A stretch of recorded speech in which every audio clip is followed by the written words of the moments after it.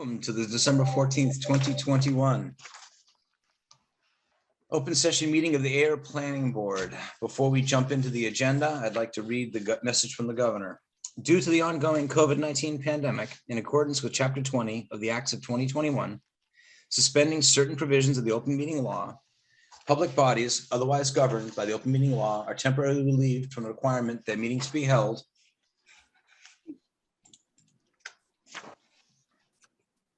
in public places open and physically accessible to the public, so long as measures are taken to ensure public access to the body's deliberations through adequate alternative means.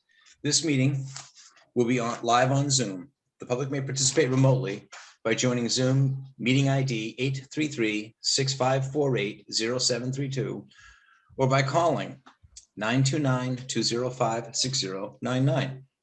For additional information about remote participation, please contact Heather Hampson, Administrative Coordinator at hampson@ayer.ma.us or 978-772-8220, extension 144 prior to the meeting. Thank you very much for putting up with me. We've been called to order. Next is to approve the agenda. May I have a motion, please? So moved. Thank you, Mr. Krantz. Do I have Seconded. Thank you, Ms. Murray. Any discussion? You know it, Chair. So we have a little bit of discussion here, and I want to apologize to the board because Mark and Heather et al. Were doing a great job of putting this together while Jonathan and I were making their life a misery as always.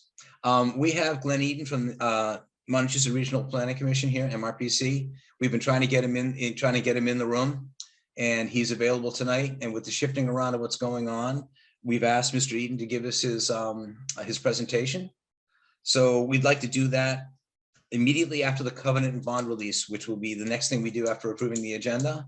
And then we will subsequently jump into the rest of the agenda, which will be the high school and then the continuations for the other items on our agenda. If that's any further, did I get it right, Jonathan? I believe so, yes. Okay, great. With that change, any further discussion from members of the board? Hearing none. Mr. King, how do you vote? Aye. Murray, Ms. Murray? I got you there. Ms. Murray votes aye. Thank you. Mr. Diskin? Aye, as amended. Aye. Thank you. And aye as amended from Ms. Murray. Mr. Krantz? Aye. And the chair votes aye. Thank you very much. Next on the agenda is a covenant bond release for Patriot Way, lots 3A through 14 inclusive. And I'm just going to say one thing. This should have been done in the 90s, guys. Actually, Jeff, it's in the early 2000s. Oh, I okay, stood good. corrected. Close enough. But still, yeah. Go ahead, Mark, please.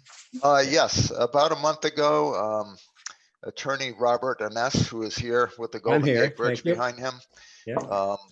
he approached me indicating that a subdivision that was approved by the planning board back in, I think, 2005 or 2006 never had a release of its covenant. And that is affecting some of the lots that are, I think, up for sale within the subdivision. So we did some research in this, and I worked with attorney NS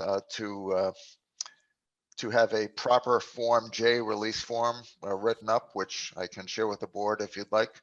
But since attorney NS is here, he can describe it. I also can share the screen to show you where the Patriot Way subdivision is, if you have a question about that. I also wanted to let you know that I talked with Dan Van Schalkwyk, who gave us a letter that's stating that the road was approved by the town in 2012, accepted by the town, and therefore, all the work is completed. So it's my belief that the covenant can be released. Thank you. Attorney, would you, Yes, welcome to our meeting, sir. And would you like to say anything further? Yes, I did prepare the Form J. I represent the prior owner of 9 Patriots Way. We sold the property about 2 months ago. And because this covenant was still outstanding of record at the Registry of Deeds, money was held in escrow. Mhm. So it was important for me to prepare that Form J and to have it approved by the planning board so that I can have that money released to my client. My understanding is that all of the conditions contained in that covenant have in fact been completed, and that the only one remaining is the release by the planning board. And that's what I'm requesting that the planning board act on this evening. Thank you very much. Do we have any questions from members of the planning board? I've got a quick question. Thank you. Go ahead, please. So I've got the letter up. I don't know if you want to go through the letter with us, but we're basically, Jeff's at risk if he's going to sign it, that we're double checking your language here, attorney. You're satisfied that the language is perfect, I guess?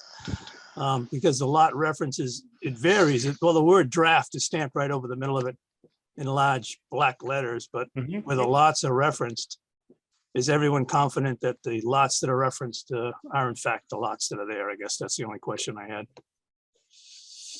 Seems like this, the bottom section calls lot 11 and 9, and the top calls lot like A14, but I can't read the whole thing. Yeah, the reason for that is that lots 3A to 14 were all of the lots. Okay. My lot was lot 11-9 Patriot Way. So Okay. my lot is referenced by itself at the bottom of the paragraph. Okay, so all we're really talking about then is the first paragraph is the whole project. The second paragraph is your specific lot, the last lot, I guess.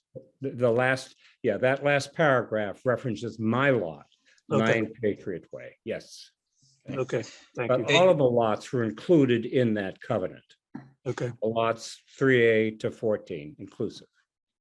Thank you. I'm going to have a quick conversation with the board attorney, just because this is not the first time this has come to us in the last couple of years. And I'm going to actually ask Mr. Archibald a question.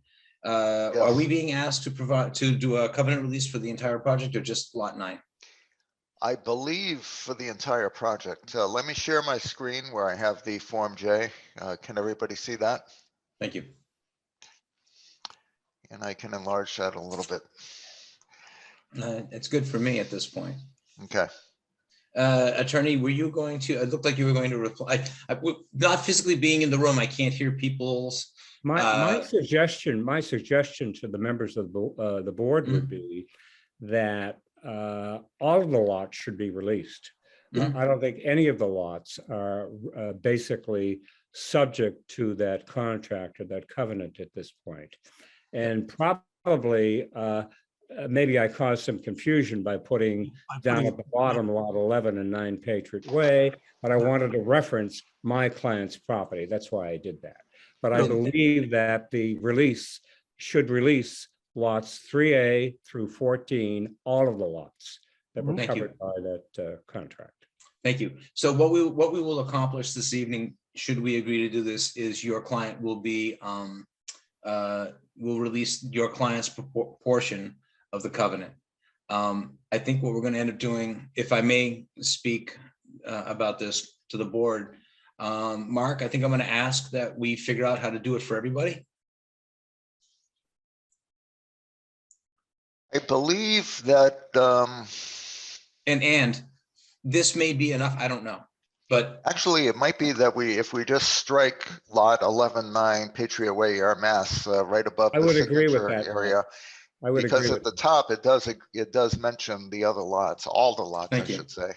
So I'm if sorry, if we just strike that one little, lot 11-9, and the planning board votes to endorse the Form J that releases the covenant, then I think that might be sufficient.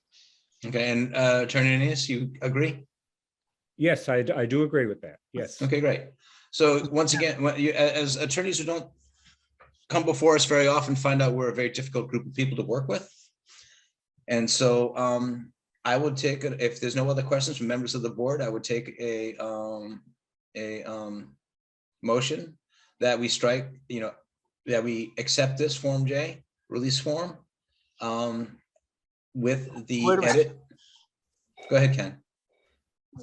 It's not that simple, Mr. Anise, is it, to take out the second paragraph? Because it does end with a colon then referring to the lot 11 through 9. Don't you have to take the whole No, section?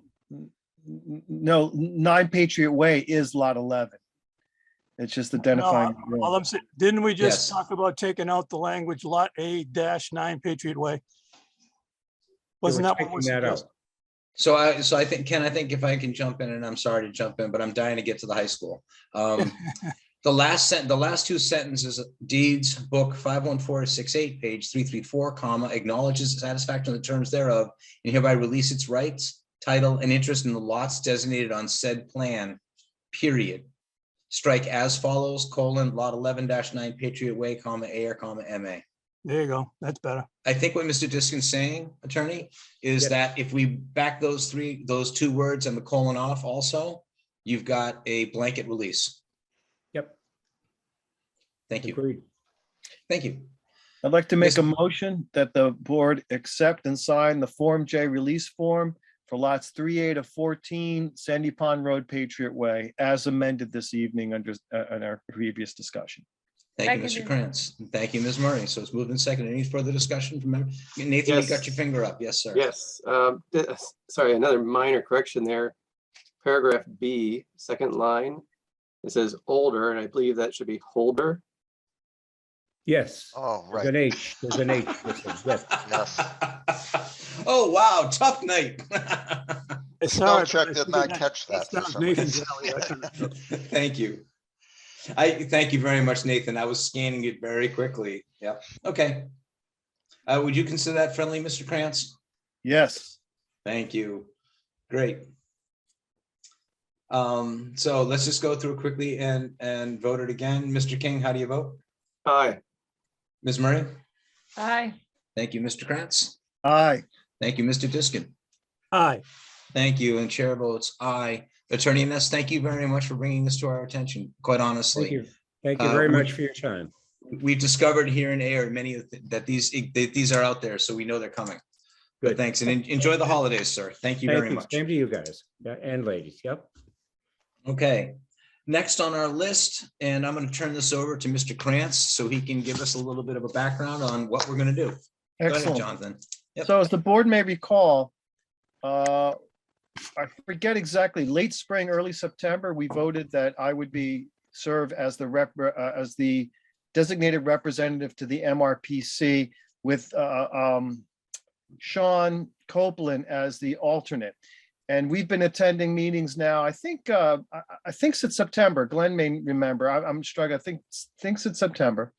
And then one of the meetings, Glenn, who is the executive director of the MRPC, the Massachusetts Regional Planning Commission, he was generous enough to offer to all the participants, say, listen, I'm willing to come to your boards to talk about who we are, what we do, and to answer questions. And if you recall, I brought that up to the board because I thought that was a wonderful opportunity for us. And so after some negotiations about an appropriate time, today we have before us Glenn Eaton. And what he's going to do, my understanding is that, hey, there's Glenn, there's Mr. Eaton. What he's going to do is give us about 10 minutes of an informal presentation about what the MRPC is and what it means, what it does. And then he'll take a few minutes to address our questions as they come. Glenn, thank you so much for being here. I believe this is your show now. And I want to say thank you, Jonathan, for doing that. But Glenn, I think he gave you a title. He bumped you up to the top of the whole list there. Yes. Oh, did I? And Jonathan, you and- promoted me. Oh, I'm and- sorry. And Glenn, I do work with Montechusett and MA and a couple others in some cycling advocacy. So I'm happy to talk with them offline about how the PCs work. Okay, if you don't want to don't dig into that, because I don't think that's exactly germane to letting us know what you guys do. Fair enough. I have a 10-minute elevator speech, and that's fair. And thank you for sharing Good, that. thank you. Yeah, Jonathan, I appreciate the promotion. Jonathan promoted me to the Massachusetts Regional Planning Commission. It's Massachusetts Regional Planning Commission. But Jonathan, thanks for the promotion. That means I have to go back to the next board meeting and maybe There ask you for a raise. go. Or maybe a company electric car or something for all the staff to use. With bigger range. With greater So thank range. you Go all. ahead. I know you're busy, and I'm actually curious to go and see what's going on with your high school tonight, so I may stick around if that's okay. MRPC was formed, blessed by the state in 1968. It was created by you. It was created by your predecessors. in the 66 to 68 window, local planning board members came together, 66, 67, 68, and they said, in the field was emerging at the time. And I'll just stop there because that's a whole 4-year degree of planning. But the reality is that planners came together from Fitchburg, Leominster, Lunenburg, and Lancaster. And they said, we really need to form, we don't have any staff support. We're being asked to review subdivisions and do long-term range planning under 40A and other relevant statutes and subdivision control. And we need staff support. But you know what, we need to think about this regionally. So I have to give them a lot of credit. In the 50s and 60s, regional planning agencies and their sister agencies or sibling agencies, councils of government, were created throughout Massachusetts. There are 13 of us. There are 11 RPAs. There are 2 COGs. I would basically say that I want to do a quick quiz because this is meant to be interactive. So who's heard of Chapter 40B? You can put up there. Everybody. Okay. Now, what is Chapter 40B? Is Chapter 40B the regional, is it the affordable housing law? It's Regional. right? Right, but it's the regional planning law. So somebody said Yes. that, so thank you for saying that. And so sections 1 through 8 of the regional planning law, and I think in sections 20 to 23 of the affordable housing, and there are other subsections. Pardon me, I've got a frog. I'll try to keep it under control in my throat. So we operate, all the RPs operate under Chapter 40B, sections 1 through 8. The services we provide, if someone wants to either take my email with the links or give me the control, I'll send it off to everybody. Thanks. They can And thank you very follow much for, thank you very much for sending it to me. I don't know if No you know David problem. Lutzen. Do you know David Lutzenheimer at MAPC? He's always sending me links too. So Okay. he's a GIS guy, but keep going. Yeah. Okay, I'm gonna that's put them all great. together. So- Yeah. Okay, perfect. So I clicked on the first link in the email that I sent that says mission. It's just a sentence or two that says, you know, we want to deliver services with sound principles and so on and so forth. And then there's another link that it says mrpc.org/homes/pages/services-0. And that's where I am now. And that's really where we'll just spend the time. There are other links in there that you can read later on, and we won't go over them all tonight unless you have a question I'm happy to answer. But you have a deadline to get to here. So we were So created. you're on the Yes. second link right now, you said? I'm on the one that ends with services-0, which I think is the. Would it be that one? Yes, sir. Okay. Perfect. So I'm going to share this just for now with folks. Thank you. So we were created back in 68. I have to update the website because it's more than 50 years ago. The bullets are elevator speech bullets to get to what we deliver, what the takeaways that you really need to know. So I'll give you a practical example. Today I was in a meeting at noon for some economic development work that we do throughout the region. And the city of Leominster said we really need to do some downtown traffic studying, and we need to study the intersection of West and Pine Street. So I'm going to oversimplify the MRPC's budget and tell you about the services. So one bucket of services in an area, about a third of our budget or more, it's about a half, is transportation and transit planning services. And they're different. The transportation planning services we deliver, we do that in concert with Massachusetts Department of Transportation, or MassDOT. They provide us with a bucket of money every year. We have 4 full-time professional planners that deliver services in transportation and transit. What's transit? Well, transit is what you put people in the buses and trains over the transportation infrastructure. So we do planning in both of those areas. So a takeaway is one of the first bullets up there is about 8 hours of free GIS technical assistance. And I know Mark knows about that, so I don't have to go on too long. The second bullet talks about traffic counts. We are required by MassDOT to complete traffic counts in the region, a certain minimum number. And then every community can ask for up to 5 free traffic counts. So let's say, I love this example in Groton, 15 or 20 years ago, before they built their school, they asked MRPC to do a traffic count of a certain road on which they were thinking about siting a school or building a school. They wanted the traffic before, and then they had traffic engineering reports to say what would happen for traffic after. And they wanted to compare the two so they could mitigate traffic concerns. So that's a practical application of the traffic counting that we do.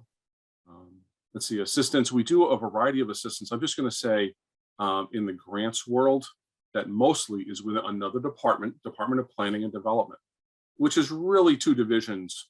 But planning and development we mostly deal with, if a community calls us, we can deliver zoning bylaws, zoning ordinance work, affordable housing plans, master planning work, open space and recreation plans. We're doing Americans with Disability Act or ADA planning with Mass Office of Disability grants. We've been doing that for the last few years. So there's this whole world of grants that communities are eligible for, and regional planning agencies are eligible for. We apply for economic development planning grants, and now there are literally right now there are more grants than we can pursue. And I have to talk to my staff and my commissioners about having just a part-time grant writer on board just to try to attend to everything. So we do a lot of that. It says in there in the third bullet, we do CDBG, Community Development Block Grant. We're closing that service out December 31st. We're on our last block grant. We won't be doing that anymore. After 35 years of CDBG, we're going to move on to some other stuff. We do brownfields planning, US EPA, U.S. Environmental Protection Agency grants. We've been getting those for over 20 years, about 23 or 24. The brownfields grants that we get, basically the funds are available to the communities in the delivery of a service. And that service is completing an environmental site assessment or an ESA. In Massachusetts, we call them doing a 21E, right? But phase 1 and phase 2 work, sometimes phase 3 work. We also have a revolving loan fund where we can lend funds for cleanups, assessments and cleanups to private and public sector parties. We have a policy, but we haven't marketed that loan program right now. There are some practical examples how we work. The new culvert replacement grant program, hazard We'll mitigation. scroll that up to the top for you there. Yeah, thank you, Jeff. Okay. Appreciate that, Mr. Chairman. A hazard mitigation grant program. A quick aside on that. So MRPC did in 2008 and then I believe 2015, we do 2 regional, what was called originally hazard mitigation planning, and then they changed it to all hazard mitigation planning. I may have missed a verb or a noun or somewhere, but the bottom line is that FEMA, Federal Emergency Management Agency, supplies money to MEMA, Mass Emergency Management Agency, and the RPAs in the past, at least our RPA Regional Planning Agency did acquire those funds twice. We created 2 regional plans. All of those plans have expired. They expired around the 2020 May or May of 2021 window. And we are getting calls now from communities, hey, can you help us get grant money and do our own local plan? And we're happy to do that. We'll never do another regional plan again. The reality is that the MRPC is a regional planning district by law. It is a government entity. It's not a quasi. You hear a lot about quasis. We have regional school districts in the Commonwealth. They deliver education services. Regional planning districts deliver planning and sometimes grant administrative services. So that's the analogy I like to draw, so people really understand what the heck that we do. And toward the tail end, we talk about leveraging LTA funds. Well, what are those? U in Ayer, and Athol to Ayer is our geographic area. 22 cities and towns, including the 3 cities of Fitchburg, 19 towns, and the planned business community of Devens. Local technical assistance funds. Your municipal check you write us every July goes into a pot, about an $80,000 pot. And that's LTA, that's local technical assistance money. And from that, about 80 grand a year, we leverage the vast majority of that money or match those funds against state and federal grants. Typically, we try to take that 80 grand and we usually use about 50 of it to leverage about $200,000 to $300,000 in federal or state funds to bring more money into the entity that allows us to deliver more services to their communities. So that's what LTA is, but it's your money leveraged to bring in more money to get more services, more bang for our buck for our communities in the region. I would close by saying there are, Karen Chapman has been promoted to our new planning development director. She is our new planning development director for the past, let's say, 3 to 6 months. And Karen, we and I are very concerned about, obviously, the economy, obviously about affordable housing and homelessness. And Karen's working on when we can come up from water, because we're still trying to replace staff that we lost. We're going to be reaching out to communities on more on economic development opportunities, more on affordable housing issues. And we're talking about having a housing task force again. There are a couple in the region that we participate in. So we try to keep our finger on the pulse of the issues that are very important. And I think I should just close there. That's kind of a quick summary of what we're doing, but we're always thinking about the future. On the houses thing, I would personally like to see where we actually have communities And I really should add this because under my chin and next to my R2D2 picture, I'm not with him in Malaysia. He's just a great backdrop. It says Glen Eaton, MRPC and MEC Inc. Montechusett Enterprise Center Inc. is our private nonprofit affiliate. It's a regional community development corporation. We have developed and constructed affordable housing in the past. We're getting away from the spec affordable housing, but we realize we have to pull people together to talk about keeping people in towns. Phillipston seniors want to stay in Phillipston. Well, then folks, I'm going to honestly blurt out the words that I don't hear a lot of talk about. Tiny houses and tiny houses subdivisions and container housing for veterans. And we really need to think more, I guess, outside the box, to use it's a tired phrase, but I think it's apt. So that's a summary of the organization. Happy to answer questions if I may. Well, I'm going to say thank you. I'm going to unshare the screen just so we can see each other, if that's okay with you all. And I'm going to say we here in Ayer have benefited from grants, and I'm going to break a rule here, MAPC and MRPC grants, because we're actually doing a non-governmental thing through some activism of stitching together our rail trails and our economic centers. And because we're the edge against Littleton, Groton, and other places where I deal with MAPC also and MRPC. We as a community last year did our preparedness work.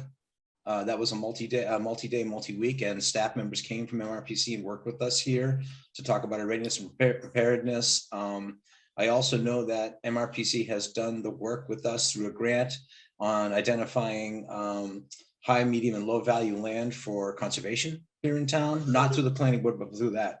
And currently now we are, two of us are involved in the Affordable Housing Committee and Affordable Housing Trust. We are all very engaged in that.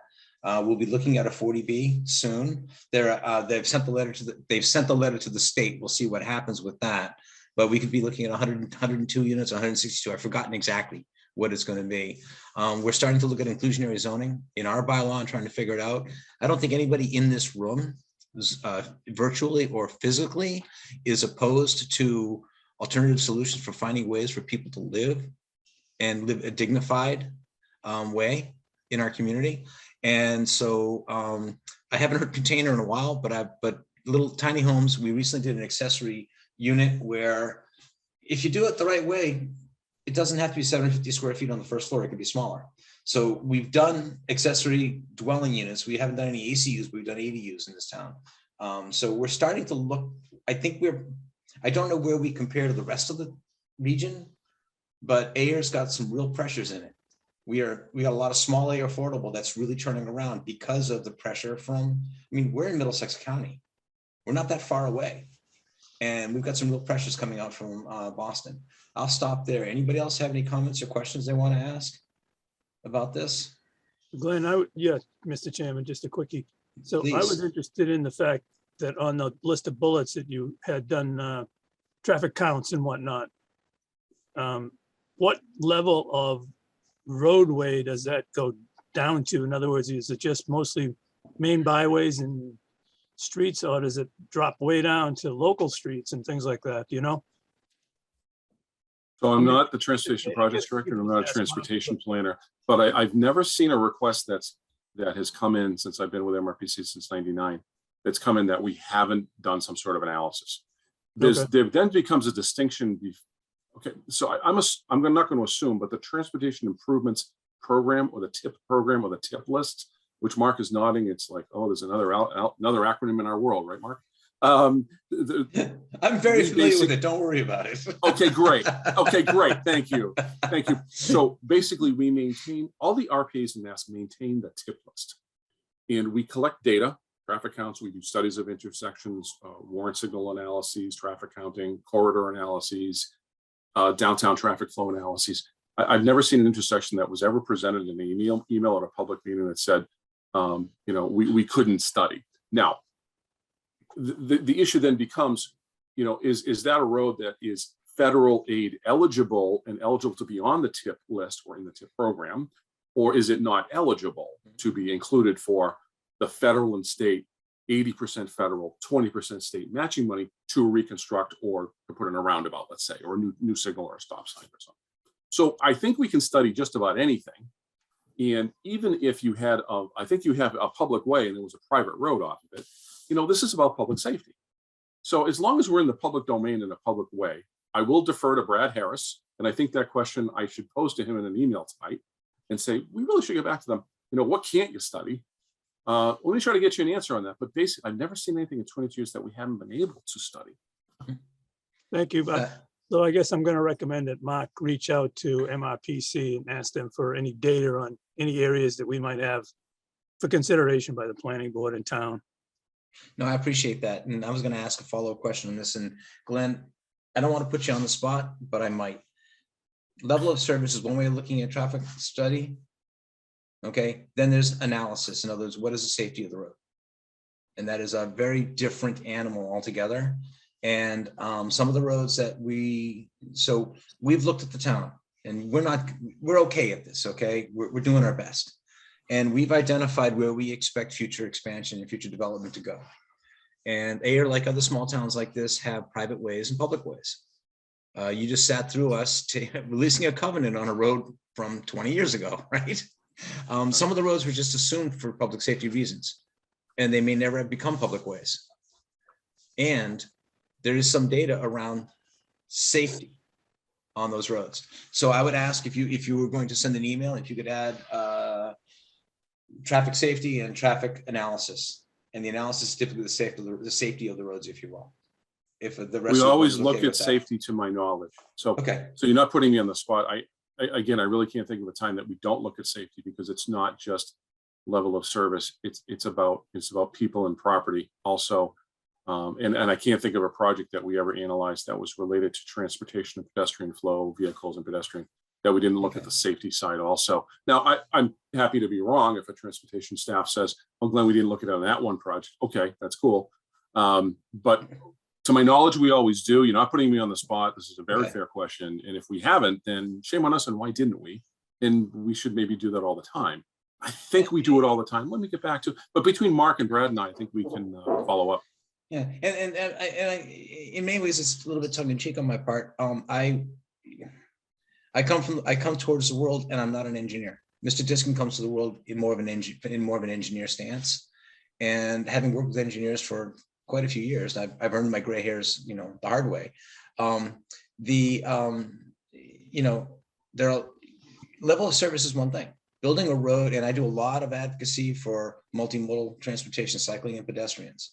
And building a road that's safe for a person who's driving a car at 35 miles an hour, who loses their focus for 10 seconds in a turn, is very different than building a road on that turn that doesn't protect the car as much, but protects the other user. That's the level of service versus the analysis for the road. And engineers come to it because they want to build a road. Right. So, and if I'm quoting strong towns and stuff, yeah, I've read all that junk too. But we've got a great community out here and great opportunities. I thank you very much. Anybody other questions from people and what's out there?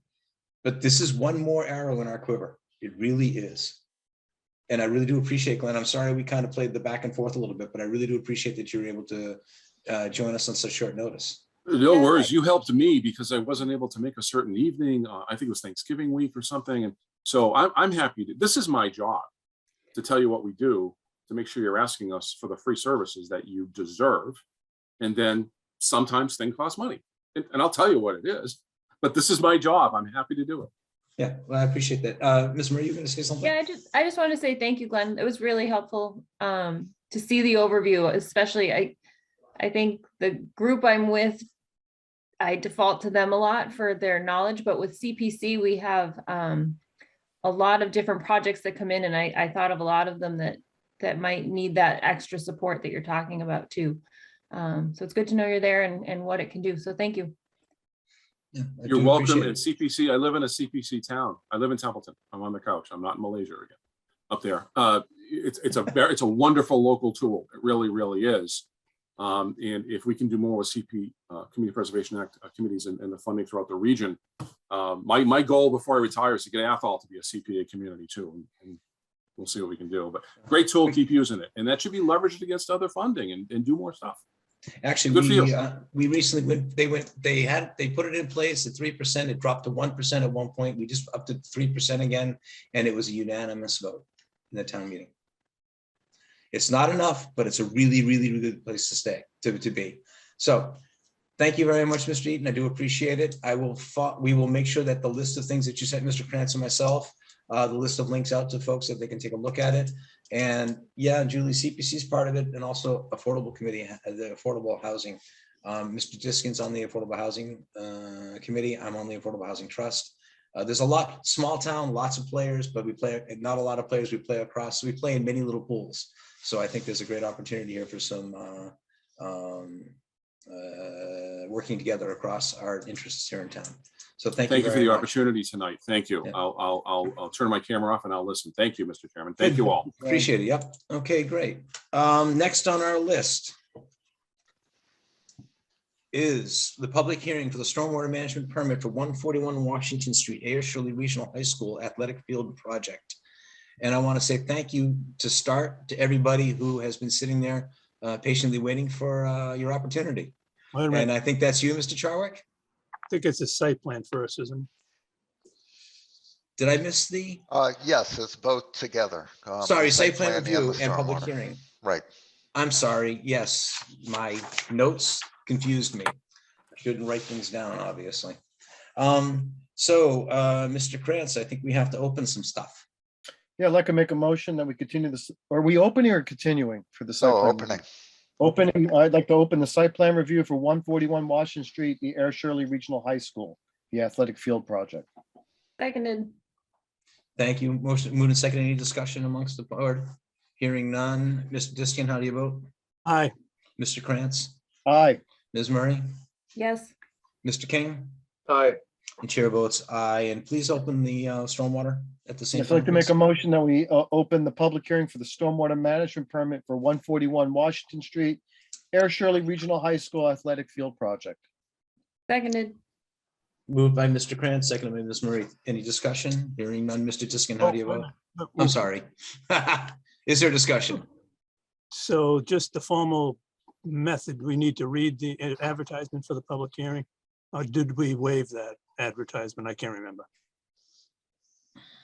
I'm looking at you, Archambault. I know, You and I'm can't see where my thinking- eyes are. I don't know. I'm thinking, I want to ask Heather that because I tell you what, why don't we open it and then we'll read it Yeah. when we get it pulled up.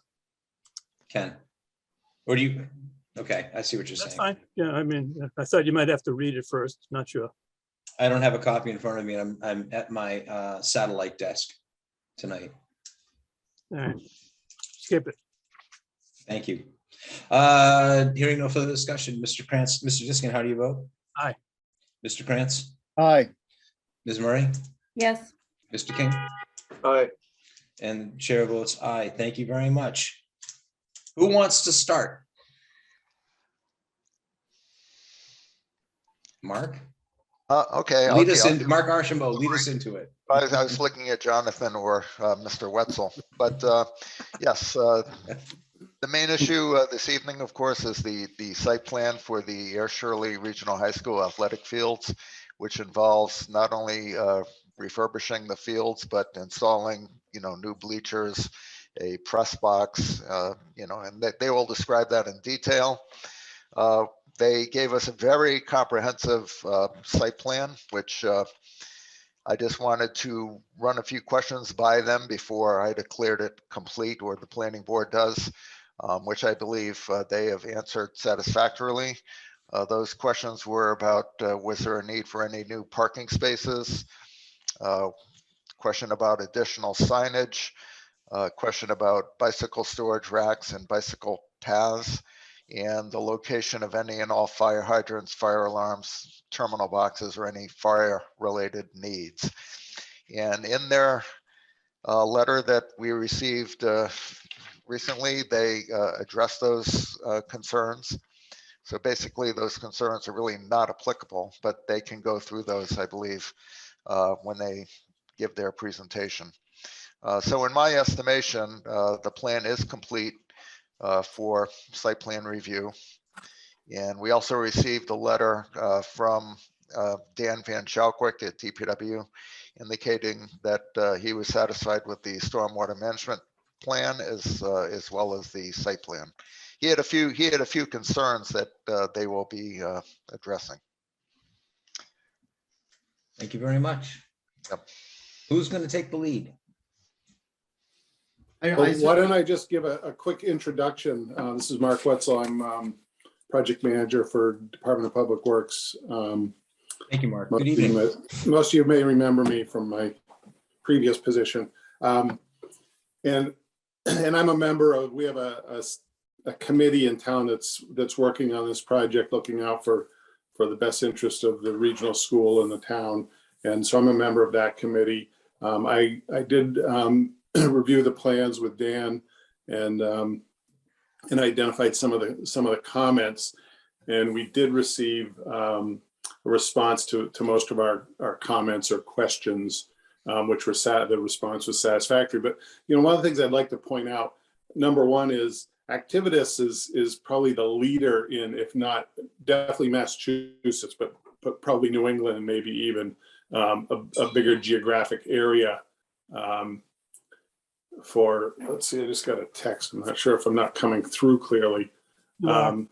Okay, so they're the leader in this type of field design, and their plans were very complete and very easy to follow and understand what they were doing. What I'd also like to point out was this is a unique design. We're not looking at a little subdivision road with a bunch of driveways coming out and water and sewer and electrical and street lights. You've got basically open fields, some impervious area, a lot of pervious areas, a whole different way of managing your stormwater. And it's already a developed site. So we're improving the site. And so those are some of the things we take into account. So it was a little different from our point of view from reviewing it rather than a typical subdivision or commercial development. But overall, I found the design really complete, and there were a couple things that just needed some clarification. But I think overall, this is a great project for the town. Thank you very much, Mr. Wetzel, and welcome back. We miss you. Fantastic. Who wants to take? Haven't gone anywhere. I know. Who's next? I just don't answer the phone when Mr. Diskin calls. He does see me in person. He will see me in person. Go ahead, Mr. Charwick, is it? Yeah, no, Jeff, hold on. Okay, go ahead.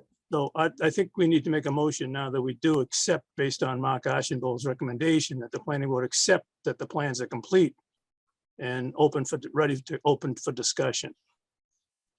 So I'll make a motion to that effect. Seconded. Moved and seconded. Any discussion? So moved by Mr. Diskin, seconded by Mr. Krantz. Any discussion with members of the board? And I'm sorry, I'm just really willing to jump in here. So Mr. Diskin, how do you vote? I vote aye.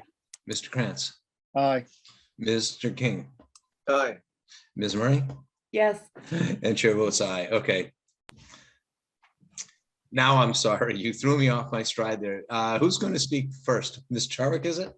Yes. Okay, great. Could I ask a favor? Could you please identify the members of your team, just as a courtesy, so we all kind of know who's who?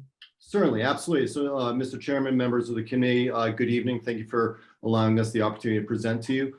With me this evening, so my name is Jonathan Charwick. I'm the project manager for the design team. I'm with Megan Bazinski. She's our civil engineer. We'll address any of the civil engineering questions that may come up. And I'm also with Megan Donahoe, which is one of our landscape designers that's assisted with the drawing set. So first question, do I have the ability to share my screen for the short presentation? I think you do. Give it a shot. All right. Yep. Great. So we're going to get right into it. So obviously everyone I think is familiar. So the project area is the existing track and field and baseball field behind the high school at 141 Washington Street. To walk through the existing conditions within our scope of work.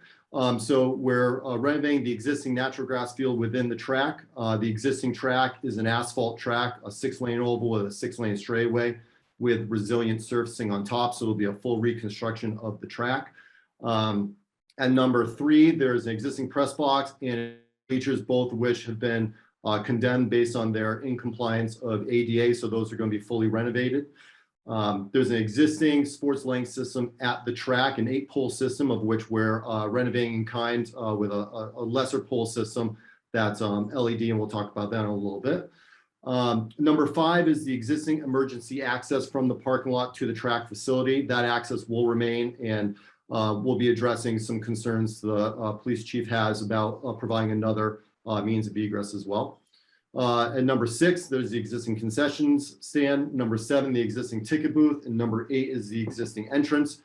A new ticket booth and concessions building is proposed as part of this project, slight relocation, and then the main entrance to the facility will remain in the general location of number 8. And then when we move over to the baseball field, we have the existing infield that's going to remain in place. Number 10 is the natural grass outfield that gets expanded for better use for soccer. And then number 11, there's an existing Conex storage unit that will be removed, and we're going to add some additional storage as part of the proposed project.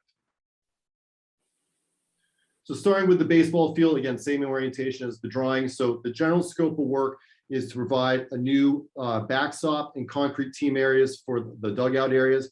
The reason we need to renovate this is because we're expanding the width of the track and the field. So that required us to decrease the distance of the backstop to the baseball field. So slight renovation behind the baseball field.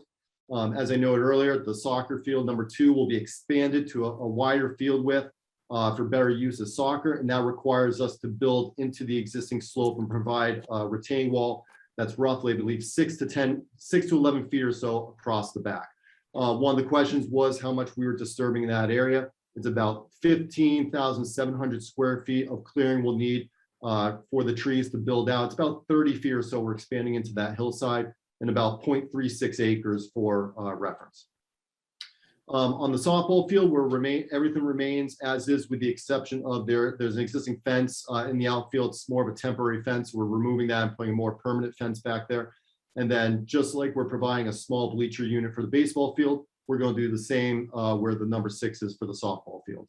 And then where you see the number 4, we've provided some additional chain link fencing so that essentially there's chain link fencing along that whole southern side of the facility. So we're deterring people from going down into that hillside. I know that is some of the cross-country tracks. So we're giving ourselves the ability to close it off if we don't want anyone down there, or we do have a double gate over there. So if we need to get down there for maintenance or other concerns. Got to get a soccer ball when it goes over. Exactly. And then when we start moving to the track and field, so as I noted earlier, we're going to do a full renovation of the existing natural grass field. We're going to convert that to synthetic turf. So the grass, the topsoil within that field will be stripped and relocated either within town. There's a use for the cemetery to use that excess topsoil, or we'll also be able to use a lot of that excess topsoil behind the new retaining wall in the baseball field. So we're going to try to leave as much material on site as possible. Any excess material still owned by the town, we'll relocate that as necessary. So by doing that, we're widening the track as well. The track will have a 6-lane oval around the 4 sides, and then the straightaway will be expanded to 8 lanes, which is on the bleacher side of the facility. This is good because the 8 lanes will allow us to have sprints occur quicker, and the management of meets will be quicker so that we're getting kids home for dinner and for homework and other activities later in the day.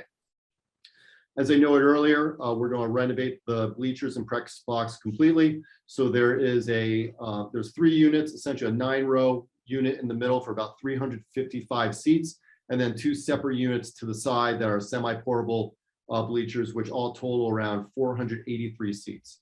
We do this in a fashion that permanent seats require restrooms. So we decrease the amount of permanent bleacher seats to work with the restroom count, and then the semi-portable bleachers that don't trigger the plumbing code don't require as many restrooms. I'll speak to that in a moment.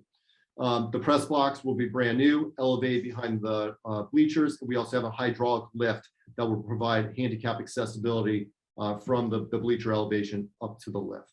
Up to the press box.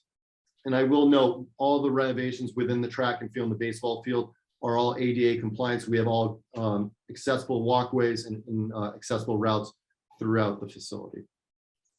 Number 4, on the wooded side of the track, there's going to be 3 storage units on the baseball field side and 2 storage units on the opposite side. That'll be storage for hurdles, for pads, things that they need for the events inside the track. So it's easy storage back and forth at the end of the day. Number 5 is the relocate or the new location of the concessions building. In the next slide, we'll talk a little bit more about what's in that building. As I noted earlier, number 6, that's our emergency access into the facility that remains where the access is now. And then number 7 is a new ticket booth in the new entrance area.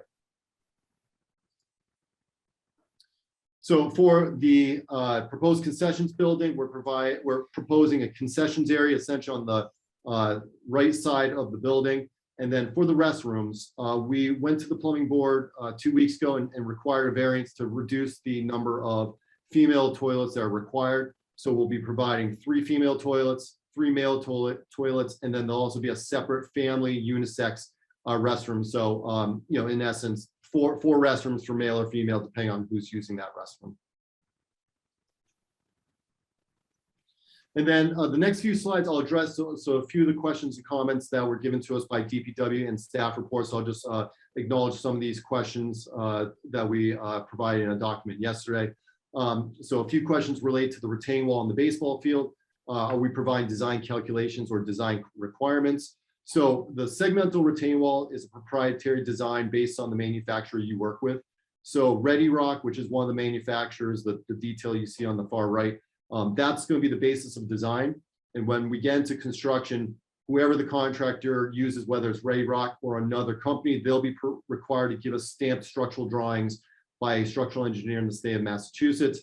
Those will be reviewed, and then those drawings will be submitted as part of the building permit. So that will be, so essentially the ownership of the structural design of these walls lies in the manufacturers based on this type of design.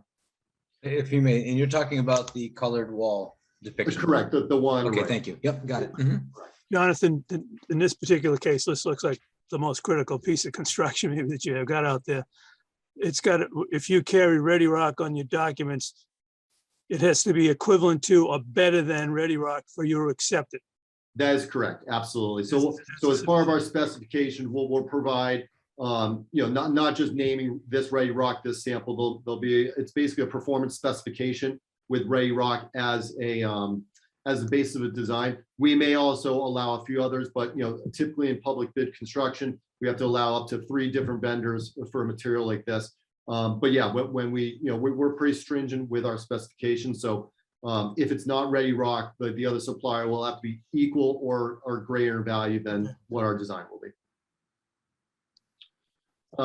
The next question was provide the fence specification. So on top of that retaining wall, it's going to be a 6-foot high chain link fence, 1 3/4 inch mesh. So we do the mesh a little bit tighter, knowing that you know, lacrosse balls, soccer balls, other balls are hitting that fence. And the mesh will be on the field side. So if in the event that an athlete runs all the way to the wall and hits the fence, they'll be hitting the fence mesh instead of the back side of the fence. And we've done that as a 6-foot fence. Per code, we're only required a 42-inch guardrail. But again, knowing that, you know, kids are kids, we want to make that 6-foot high. So we're, you know, trying to deter them from hopping over the fence, jumping down, you know, what's a 6 to 10 foot high, you know, drop, and then it's a pretty steep slope underneath. So that'll be a 6-foot high chain link fence on top of that wall. And then the last question relates to the wall. There was a question about the depth of the blocks at the base of that wall.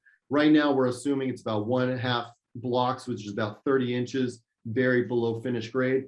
Obviously, when the structural design comes in, if there's a difference based on the manufacturer, what they need, we'll rely on them for that. But essentially, it's about a 30-inch depth plus or minus burial under finished grade at the bottom of that wall.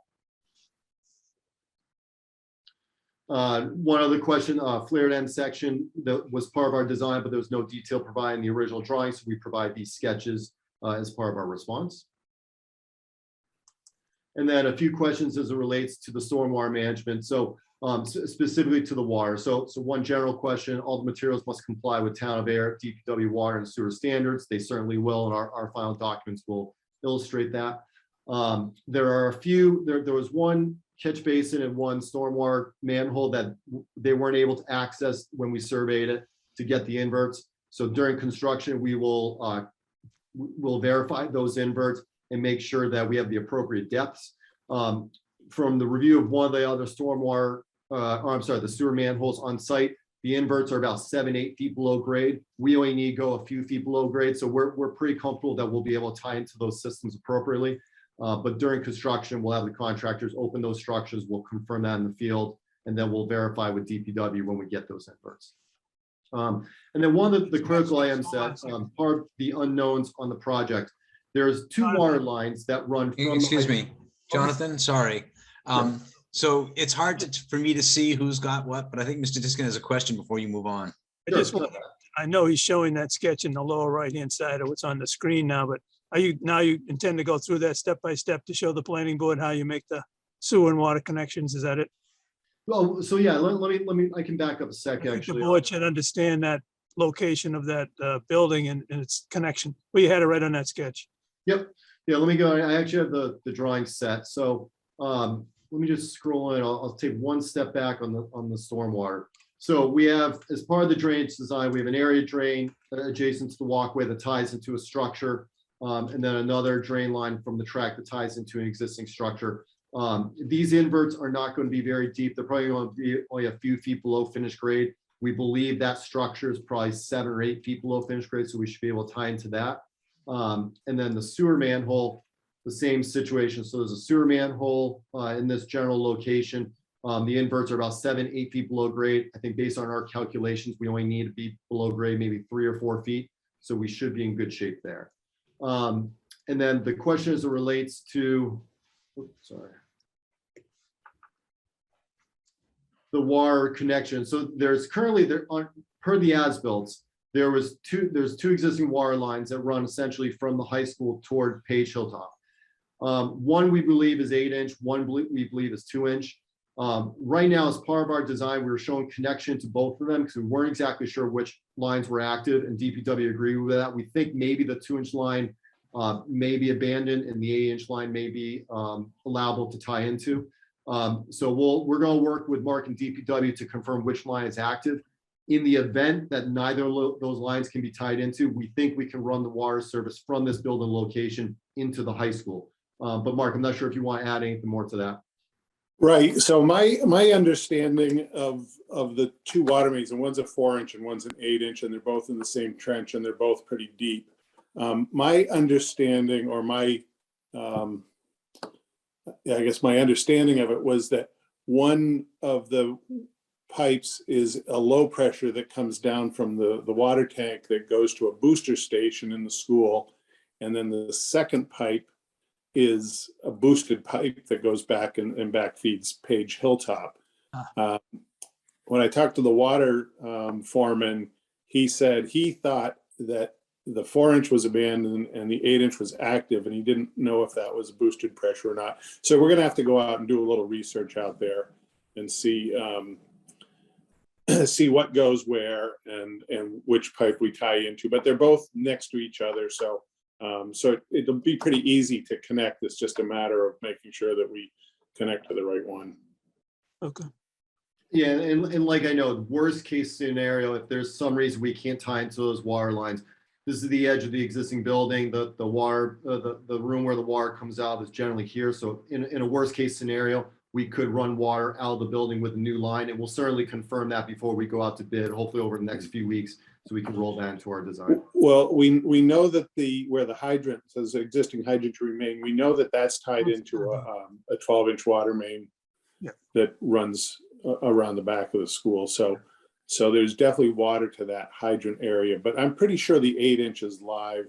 We need to confirm which ones, if the one's live versus the other, or if one's boosted pressure and one's not. Thank you. And then one of the last questions and concerns, the DPW had a concern with the process of paint removal from the synthetic turf. So in this situation, we're assuming we're going to have all permanent lines. So I don't believe we will be doing any painting on the field.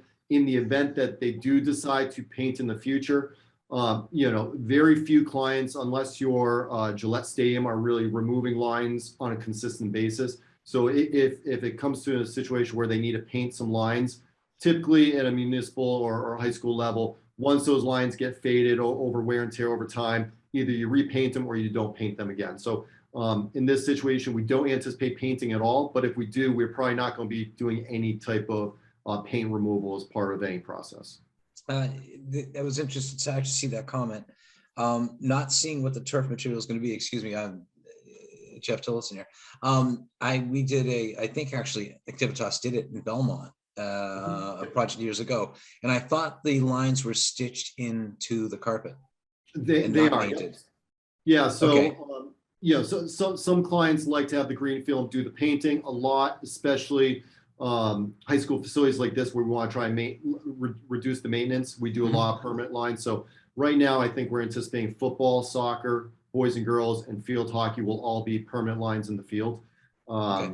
And we're going through that with the design right now. But that's the intent, which again will reduce the need to do any painting in the future. And the turf itself is actually a different color. It's not a green turf that's been changed in color. Is that correct? My assumption? Well, Like a white line is white plastic versus green. What green? Correct. Yep. Okay. Thank you. I've seen them redo the lines. It's pretty cool.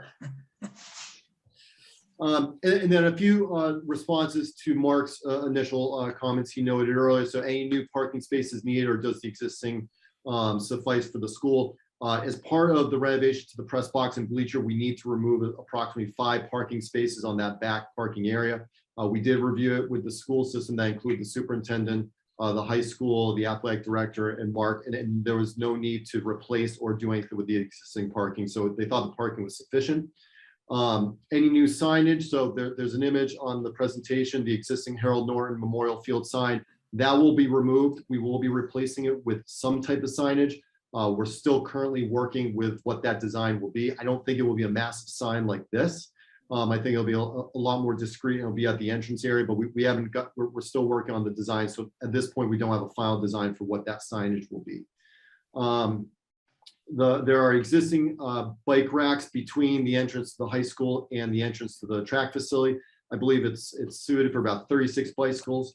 So we're not looking to do anything with those. Those are going to remain as is, and we're not supplementing with any additional bike racks. And then as it relates to fire hydrants, fire alarm, and terminal boxes, there's none within our scope of work, and we're not looking to add any. So whatever the site has currently for the school system, that's what's going to remain in place. Jonathan, Yes. what about fire, smoke detection or a fire protection for the new building, the restrooms and so forth? Yep. So we're below the 5,000 square foot for sprinklers, so we won't need to put a suppression system in. And we were talking about this today. We're probably going to do local fire alarm in the building, unless there's a desire for us to tie that back into the high school, just because it's a decent run to get from the small. At a minimum, that there could potentially be some smoke detectors or heat detectors in a pull station or something if emergency really happened, is what I'm getting at. Absolutely. Yep. And we'll review that with the building inspector as well before we go out to bid to make sure he's comfortable with what we're showing in the design. Thank you. Yep.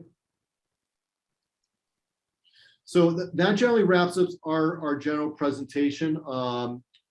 I'd certainly open to Mr. Chairman or Mark if you have anything else to add. If we want to open up to discussion or any other questions, comments, and I'll go to the top render just so we can reference the track and field to start. Thank you very much. I'd like to ask if, first of all, Mr. Wetzel, do you have anything you want to add to his presentation at this point? No, I think they've covered everything that we were looking at. The stormwater is kind of interesting, reviewing the stormwater report, because as I mentioned, you don't have a lot of catch basins and retention ponds. We basically have a big retention area under the field, and also we don't have a lot of runoff from parking lots, and so it's fairly clean discharge. So it was kind of interesting, and learned a little bit new on how they calculate the runoff on these fields, because it is a unique surface that there hasn't been a lot of standard curves and coefficients developed for. Okay. Yeah, You so- guys are satisfied with the numbers and information you have Right. so far? Well, I'm sorry. One thing The I also DPW wanted to- is satisfied, not you guys. Sorry, Mark. One of the other things I wanted to mention on the Ready Rock retaining wall, the DPW has used those on a couple projects. If you see our new spec pond treatment plant that's about 80% complete, we have a big retaining wall very similar in size to this, that use the Ready Rock. And then for the Victor Drive culvert, we use the Ready Rock retaining system. So it's been pretty successful on the projects we've used. Did your guys do the installation of that stuff, Mark? No, we had contractors doing it. Okay. Well, what I understand is fairly straightforward to install also. Okay, Yes. great. Any questions from members of the board? Any of the information we've seen or information they might have not showed us that you want to ask about? I guess I'd just like to say that it would be nice to get these kinds of comprehensive submittals from every applicant that we have. Thank you for a great set of documents. You're welcome. Yeah, I have a simple one, Jeff. Can I jump in? please do. This is an easy one, Jonathan, but you were just mentioning that the signage is to be determined. I just know that we also will have to put up a CPC sign because some of the funding we're doing is coming from our CPC board for the track. It's a pretty elegant sign, if I do say so myself, but hopefully that could be included in the thought process so it doesn't just get randomly placed. Yeah, I think we have a design meeting with the subcommittee Mark mentioned earlier on Thursday, and part of that meeting is going to start talking about a little bit about donor signage, branding, things of that nature. If I go up or go down to the picture, so one of the facades of the building where the concessions areas, we're thinking about doing some branding on this side for the AS and the Panther. On the far on the side that faces the entrance, you see the donor plaque, so there's an opportunity to do some signage there as well. So that, I think that's a study that we're going to go through all kind of the branding and signage so that everything's cohesive and everyone has kind of their own piece throughout the facility. Awesome. you. Thanks. Can I ask a quick question? What is the exterior of the building going to be? The material in the exterior of the building? The concession stand? Yeah, we are not 100% sure yet, but the general concept, I'll blow this up a little bit.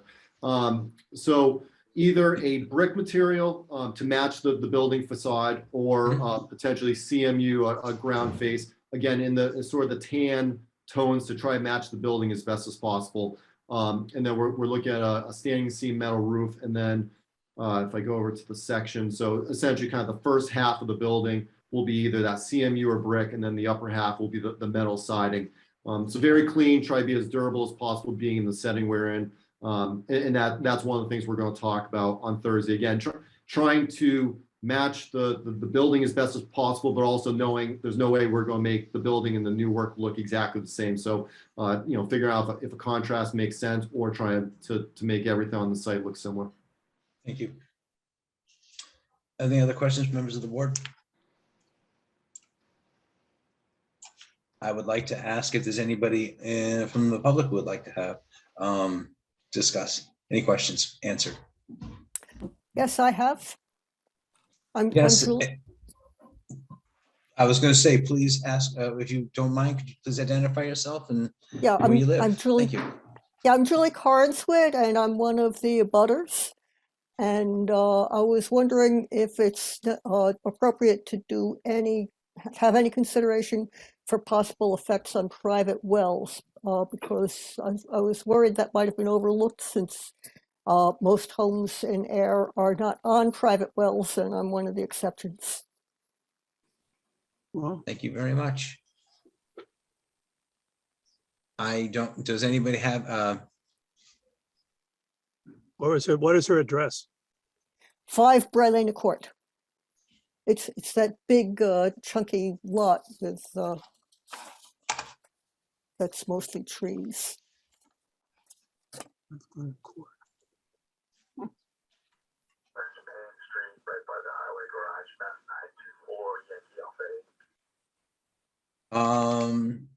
Jonathan or Mark, do you have anything that can be offered to that? Well, and I know And- where. I don't want to put you on the lot. spot, Mark, but you know our town very well, so that's Right. why I'm asking. Yeah. I would assume that her well would not have any significant problems. No, number one, most of the drainage and the groundwater flow is away from that area and towards Groton Harvard Road, and the drainage gets collected and gets disposed of down sort of at the corner of Washington Street and Groton Harvard Road. And and also the materials that are out there aren't going to be leaching solvents and things like that. They're pretty inert materials. So you wouldn't get any groundwater contamination from this type of development. Okay, thank you. Thank you. I've got a question on the stormwater, I guess, Jeff, if you don't mind. Yeah, no, go ahead. We have another person with their hand up, but please go ahead, Ken. Well, so Mark and Jonathan, it appears that the bulk of the stormwater management permit that we're considering is basically the work that's of the new field, rather than any work that's out in the grassed areas and whatnot, which looks like a general grading type of a situation, but there's no structures out there. Is that correct? There are a few structures. Let me go to the grading plan. So in the baseball outfield, so we are along the back of that retaining wall. And I'll probably have Meg Bazinski from my office speak to this a little bit more. But we do have a French drain essentially along the top of that retaining wall. So as all the stormwater is draining toward that, it's going to enter into that French drain. So we're not dumping the water over the retaining wall, and then that'll enter into the drainage system. And if it doesn't, if it doesn't infiltrate into the groundwater system, there is a flared end section at the end of that wall. So any of that water that gets into that stone and if it fills up essentially during a heavy storm will outlet into this area in the general location that it's outlaying right now. And Meg, do you want to add anything to that?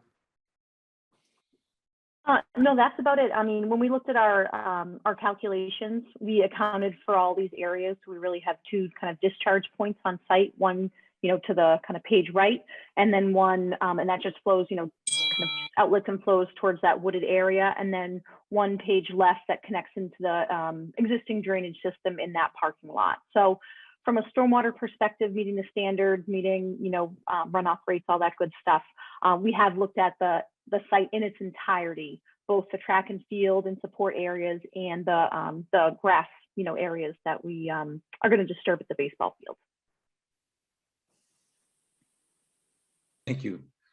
Did you get your question answered, Ken?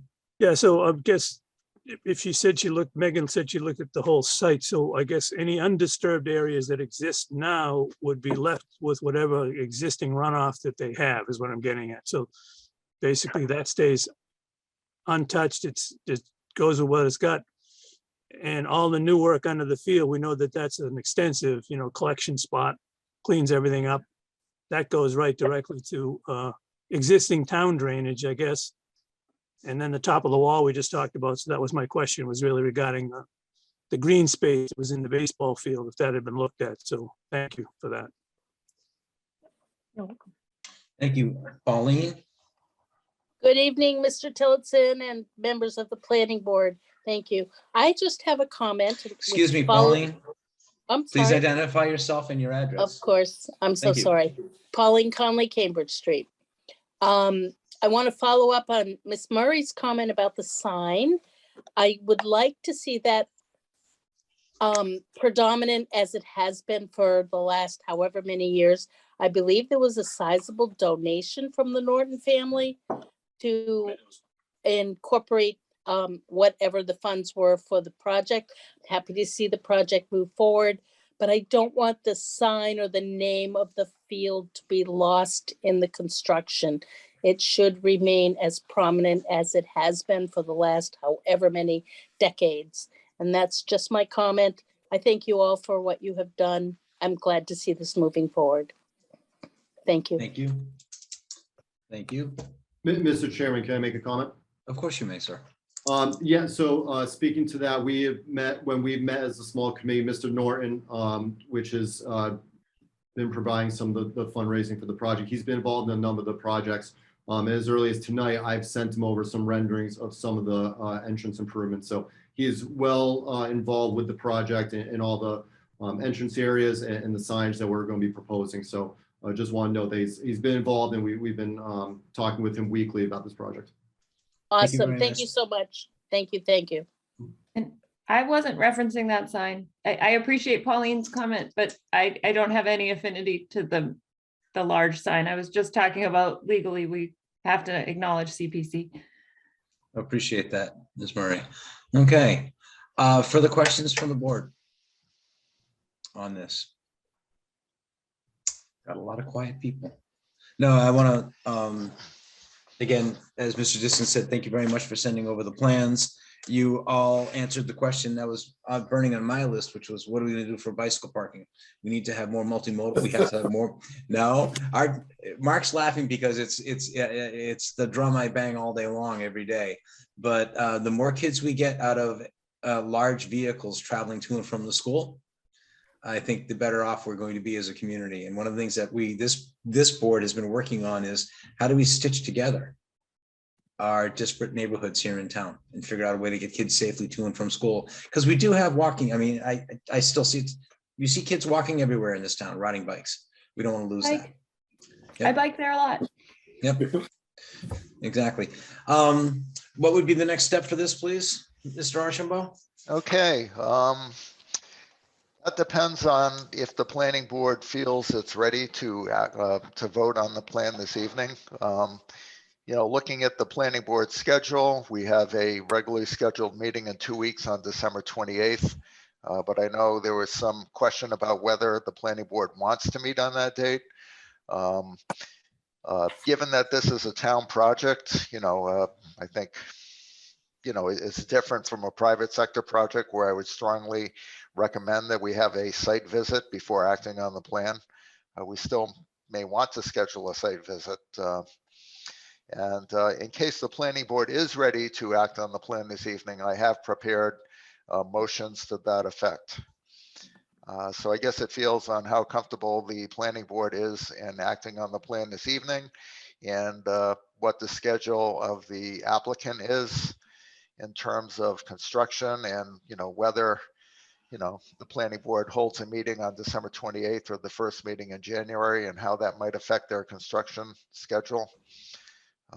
So those are the factors that will go into how the board should proceed. Thank you very much. We are a subject of our own rules, Mr. Charwick. I'll explain this to you. We need to announce site visits at public meetings. That is, I have a very engaged board. They want to go do this stuff. So we actually wanted to set up a site meeting before Mr. Archambault correctly stopped us. I would ask the board now. I mean, I'm probably the person who's been in town the least amount of time, and I feel very comfortable with the facilities as they are, because I spent a bunch of time up there. Would anybody else like to take time to do a site visit in the next? There's no dying need for anybody. I'm not seeing anybody raising any hands. Okay. Pretty accessible property. It's a pretty accessible property. And a familiar one too. Yeah, thank you. Good word. And as Mr. Diskin pointed out, we've got a fairly complete set of plans to it. I also think we've got a little bit of meeting overload this year, and we may be looking at not meeting again before the new year. So a site visit would require us to keep moving forward. If I remember correctly from our original conversation about this a few weeks ago, your plan, Mr. Charwick, and the committee's plan, and correct me if I'm wrong, but Mark, you can speak up on this. You'd like to get this out to bid as quickly as in January, is it? Your schedule has it going out in January? Correct. I think mid-January right now. And again, you know, you probably know from other applicants, it's going to be extremely busy construction season. So we want to try and get out there as soon as possible. So we're solidifying ourselves with a contractor with as best price as we can for the town. Yeah, it's the most counterintuitive thing in the world. Now, who would have thought 2 years ago that we'd be as buried as we are with work? Right. Yeah. Yeah. So I'm going to go way out on a limb and say I am comfortable with moving this forward as a board this evening. I don't think there's anything really outstanding. There's nothing in Mr. Archambault's report that he's really asking for in the way of findings or conditions. I know the DPW has been very close to this because a great many people will benefit from this happening as quickly as possible next year. There. Yes, Mr. Krantz. I just want, just for the record, I want to be clear that the reason that we feel comfortable about this site plan without a site visit is not merely because this is a town project versus a private project. It's because all of us are very familiar with this area. We've all know the site. And also because the drawings are so precise and clear, it is very easy to imagine that overlay. It's okay, guys, keep going. So I just want to make that clear to the public that this is not negligence on our part in any means. It's because we are indeed familiar with the site. No, and I appreciate that, Mr. Cranston. As I said, plans were made available to us both electronically and on good paper, a good set of paper plans. I am curious about the water lines between the buildings, but I have a great deal of faith that's not going to stop this project.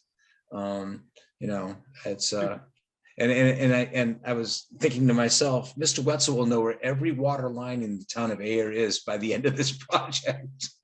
No one else knows but him. No, I appreciate your comments, Mr. Krantz. I don't think this is in any way getting pushed through.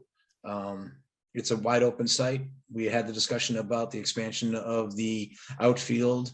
I think the addition of the soccer field up there is really great. I like the fact it's a natural turf soccer field. We talked about the watering before. We talked about the possibility of wells. This project has been with us, but it came to us in really good shape.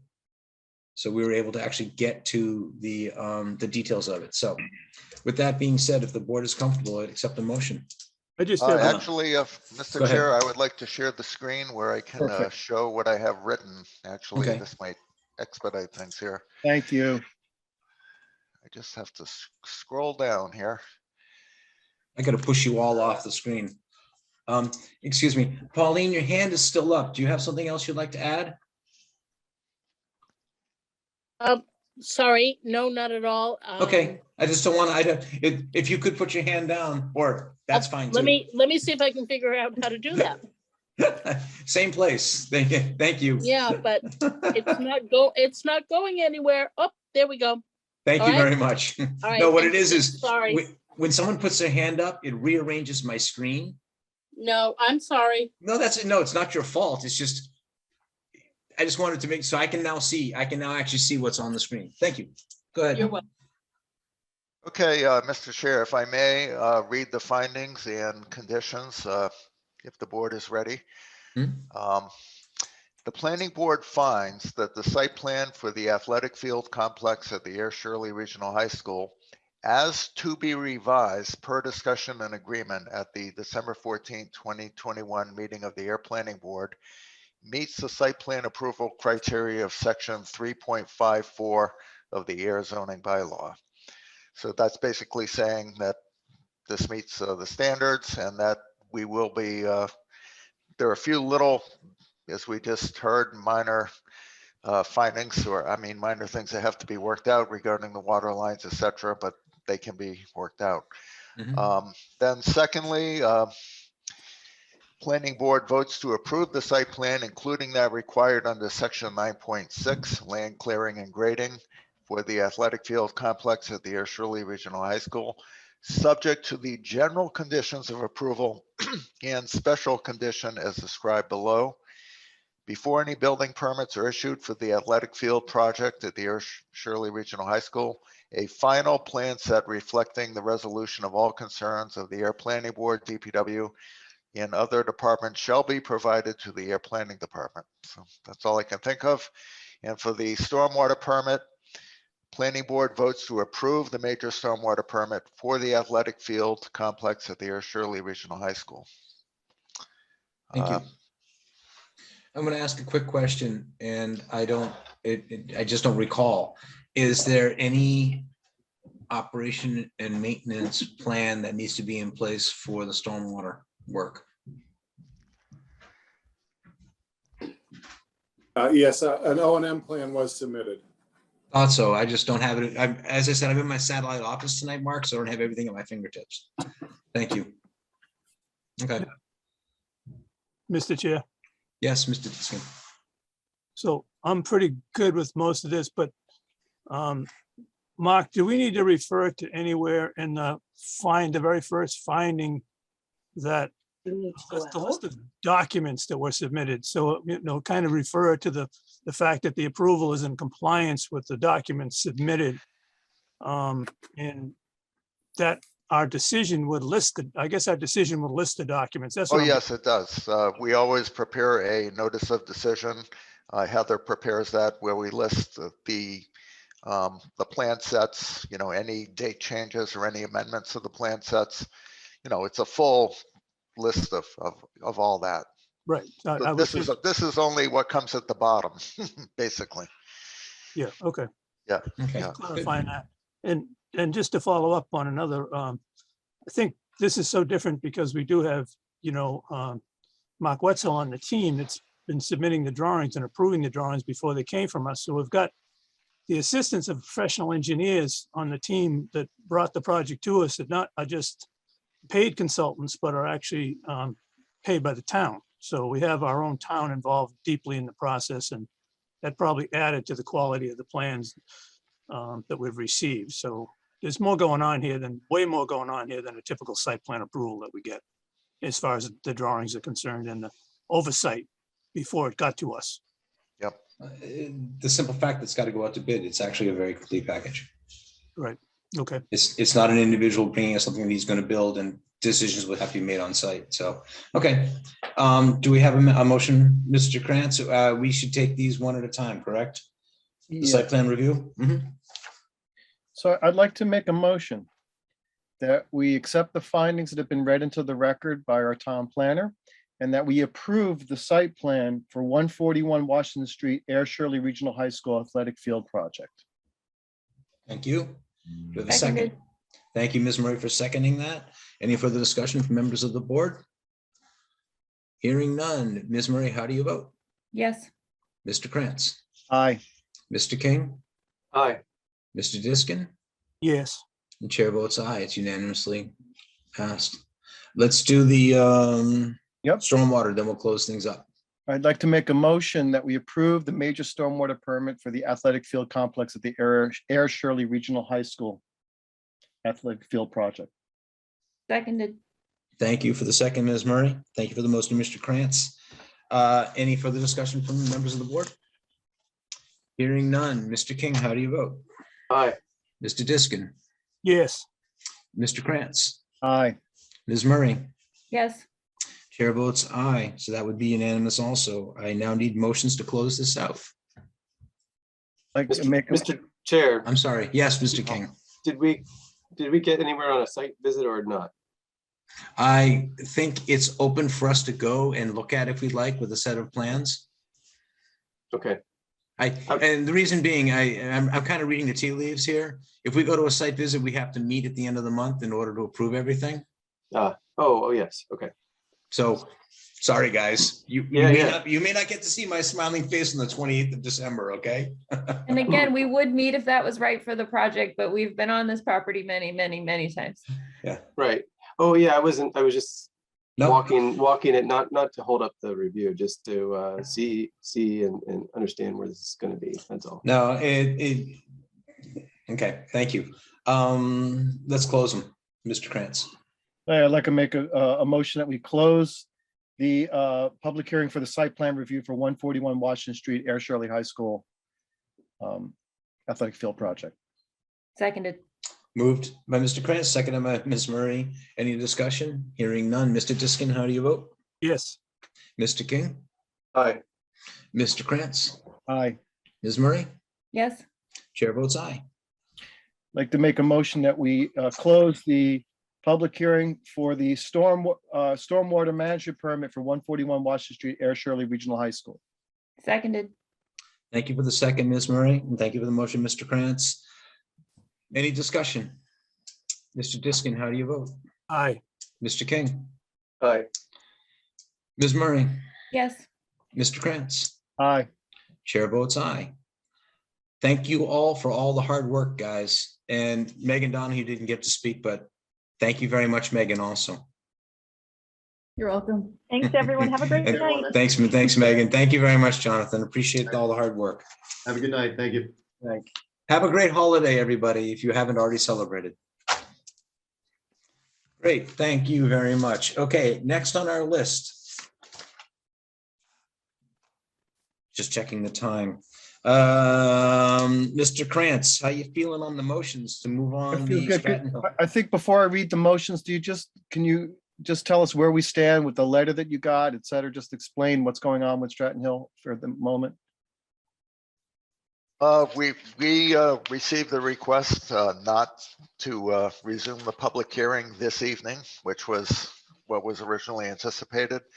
In that email letter, they indicated that they would get us a firm date soon, but as of today, we have not received a rescheduled date for the public hearing. And- I have been in communication with the applicant and his engineer, letting them know that when we do resume the hearing, that there are certain additional items that we need for, the plan materials. But again, we haven't received any reply yet. Do we, Yeah. sorry, Mr. Chair, Just go ahead.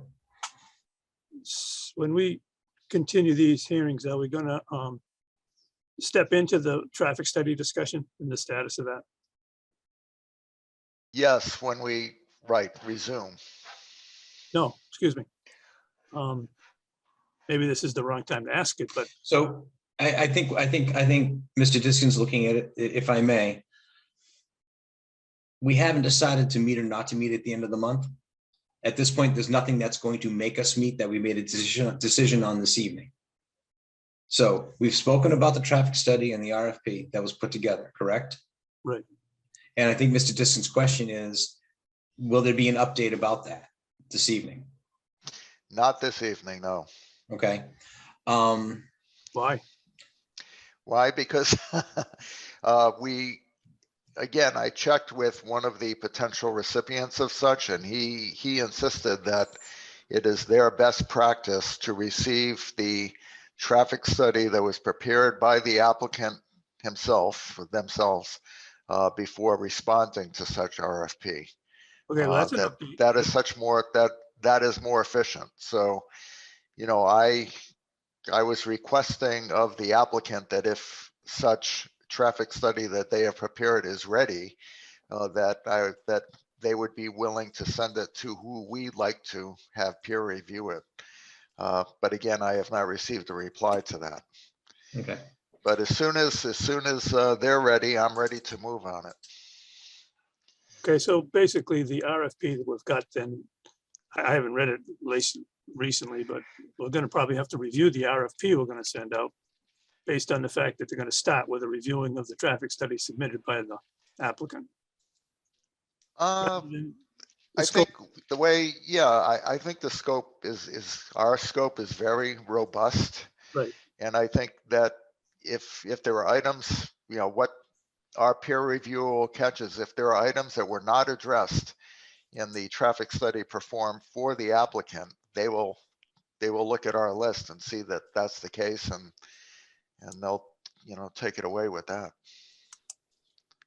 Okay, I mean, that's an update. That's better than Well, nothing. thank you. I think, Mark, I know. I think you unintentionally gave us the update with the update, Oh, which is, thank you. Okay, And of course, I have a great deal of interest in taking a look at the traffic study scope from the applicant, should it be forthcoming. And I think that would be a great document to share. And I know you would do this without even being requested, but share that with us as soon as it comes in, should it come in oh, absolutely. on some odd day between now and the beginning of January. Yes. In a conversation on the telephone today, I'll update you all with Mr. Archambault. We're dealing with an adult when it comes to the proponent, the applicant, and the fact that they haven't sent us an actual letter yet, I'm not going to really worry much about. But we can't chase them all the time. Mark's got a busy day. And, he has been reaching out to them via email.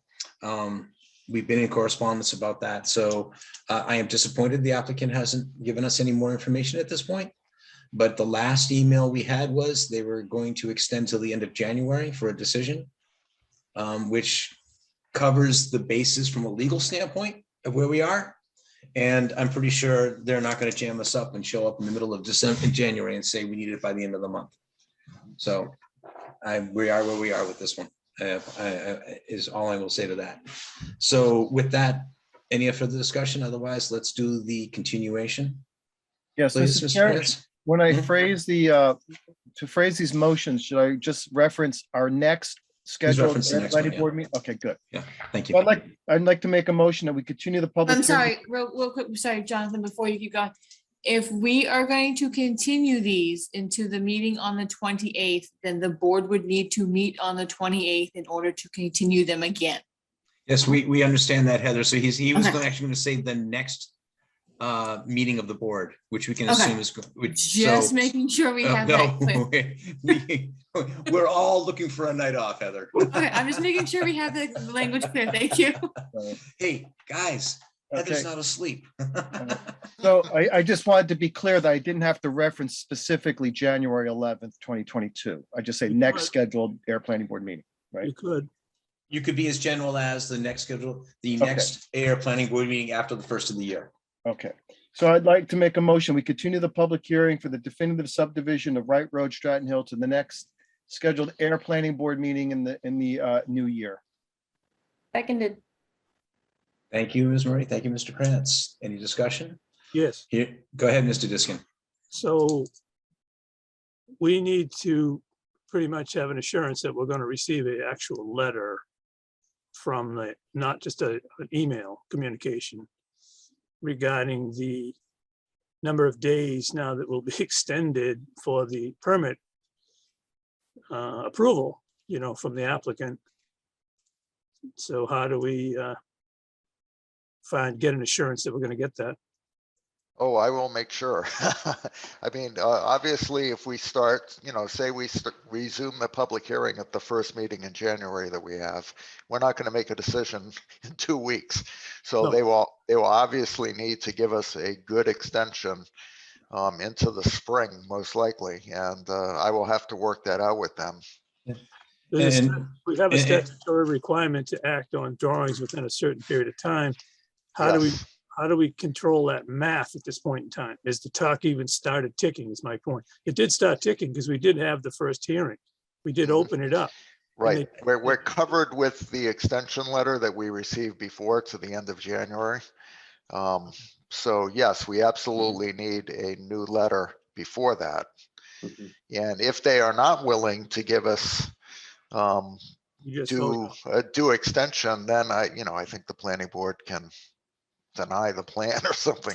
What I would like to recommend, Mr. Diskin, is we handled the project recently here in town that way. We had an applicant who, for other reasons, couldn't come to the meeting or didn't come to the meeting or was on it. We had pandemic, we had illness, we had this, we had that. And we finally said to them, you know what? It's going to get denied. Yeah, okay. I'm just So concerned. I think that's probably an arrow in Mark's quiver when he talks to them. We need an answer. We're not going to be the generous board we used to be in the past. Thank And you. I would even argue that we don't even have an updated set of plans yet. We may never get any. Correct. Exactly. So, but it may be in our statutory right to deny because they've made no motion. I'd like to emphasize to Mark when he just talks with them again that the list of questions that I asked at the first hearing be answered when they come back. That would given them now, that'll be, by the time they come back, that's going to be like 5 or 6 months to work on those specific answers. Even if we don't talk about anything else. Right. They need some of those questions that were brought up. I'm sure I have those in my file, Ken, or somewhere, but if you wouldn't mind resending them to me, then Well, I they'll be gave at them the a top of the copy. pile. They got a copy too. Yeah. Okay. Handed it to them at the meeting. Yeah. But And I'm happy to watch the meeting again because I just love watching Mr. Diskin Another ask copy, but questions. I'm pretty sure I handed it right to the attorney. So. And, through them step by step on a screen. So Yeah. And Mark and Mr. Diskin, is that satisfactory to you? yeah, just The answer? cluing people in that, we are paying attention to this. Thank you. Day doesn't go by when it doesn't come up in some way, shape, or form. Okay, Mr. Krantz, Aye. would you mind doing continuation? And so we had a motion and a second. That was discussion on the first motion. Any further discussion? Hearing none. Ms. Murray, how do you vote? Yes. Mr. Krantz, Aye. Mr. King, Aye. Mr. Diskin, Aye. and the chair votes aye. Thank you. Mr. Krantz, please, the second motion.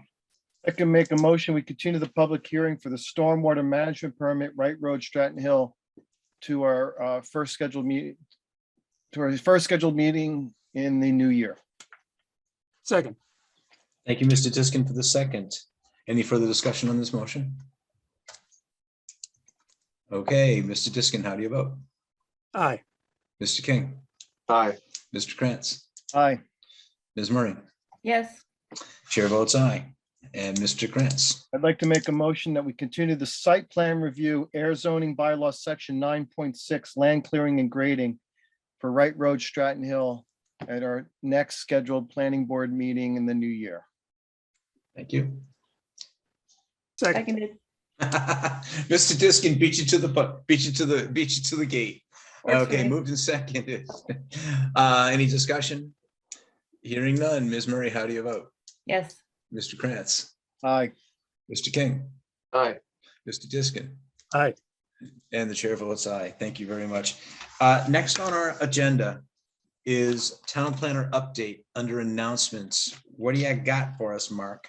Okay, I drafted a letter to the AG's office regarding the lot size issue for the light industrial zoning district that came up when we reviewed the Energy North plan. That's the seeming error in transcribing 20,000 square feet into 120,000 square feet for the minimum lot size. So I drafted that. I sent it out to the chair and the vice chair, just waiting for comments back. I can get that out, right away once it's deemed okay. Yep, thank you. And basically what I'm asking the Attorney General opinion is whether, the planning board can just do this internally, either through a notice meeting or a public hearing, or does it need to go to town meeting again to correct? So, Typo. right, it's a typo. Mark wrote a very succinct letter, and he made an addition to it, sent it out to us today. I got a chance to go through it fairly quickly before the meeting. I wait for Mr. Diskin's edits as always, but it's a pretty clear and succinct letter. And my guess is either it's a really easy question for the Attorney General to answer and we'll hear back quickly, or it's going to open up a morass. But it's, a simple question. So Right. we'll get, thank you very much on that, Mark. And Anything else you got on your plate? Yes. Assistant Town Manager Carly Antonellis reminded me that the town is reformatting all of its general and zoning bylaws into a comprehensive document. I forgot the name of the firm that is doing this.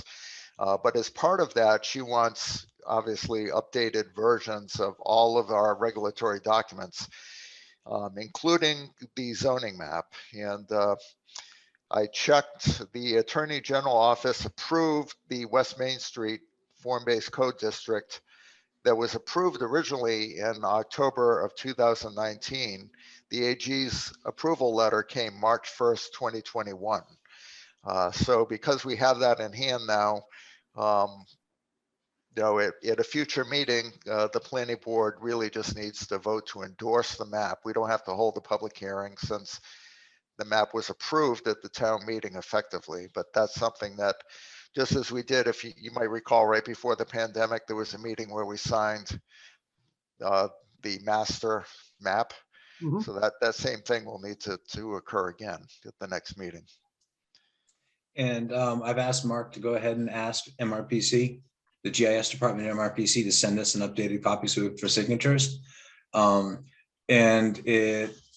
I wanted to get this done before the end of the year, but it looks like if we don't meet, we can't. So it'll be on the list for the first of the month that we'll have a quick a moment to accept it, endorse it, and then we'll have to physically sign it if I understand the process correctly. Mhm. Okay, thanks, Mark. Correct. What else you got? Only thing I was going to bring up, also Carly reminded me that, or actually brought to my attention, the town received a right of first refusal letter from an attorney representing Mark Fermanian and one of his neighbors. for a parcel of land off of Pierce Lane and And it's Snake Hill actually Pierce Road. Avenue. It's Pierce Pierce Avenue, Avenue, but right, yeah. Pierce Mhm. Avenue and Snake Hill Road. And I can screen share both the letter, also the purchase and sale, and show you where this property is. But I was informed by Carly that, at least the selectmen are not interested. It's only 0.3 acres. Which So the- 3,885 square feet. And Mr. So- Diskin, I think, wants to take a moment. Why don't you describe it, Ken? No, let Mark do his thing. Let's see if I know what it is. Okay. You can go ahead and do Yeah. it. I think I have it up already, Mark. Oh, you do? Okay, I'm looking through my screen share is not showing me all the documents that I have open. Yep. So I'm going But to. if you have it ready, Yep. Yeah, I was actually looking at it earlier, and I have multiple copies of it on my computer. So there it is. yeah, it's tiny. So basically, this is a standard form purchase and sale agreement. And if you bought a house, you went through this here in Massachusetts. And I'm not going to go through it to see if it's correct or not. You can find out what the purchase price is if you look at it, and you'll all get a copy of this if you want. It's signed by both parties in November of this year. This is the piece that they're talking about. And if I'm blowing it up so you can't see the whole thing. Mr. Fermanian came to us with an A&R a while back, and we allowed a section of land to be added to his lot 2 at the time. That land, I believe it's this triangle up here, if I'm not mistaken. Correct. Correct.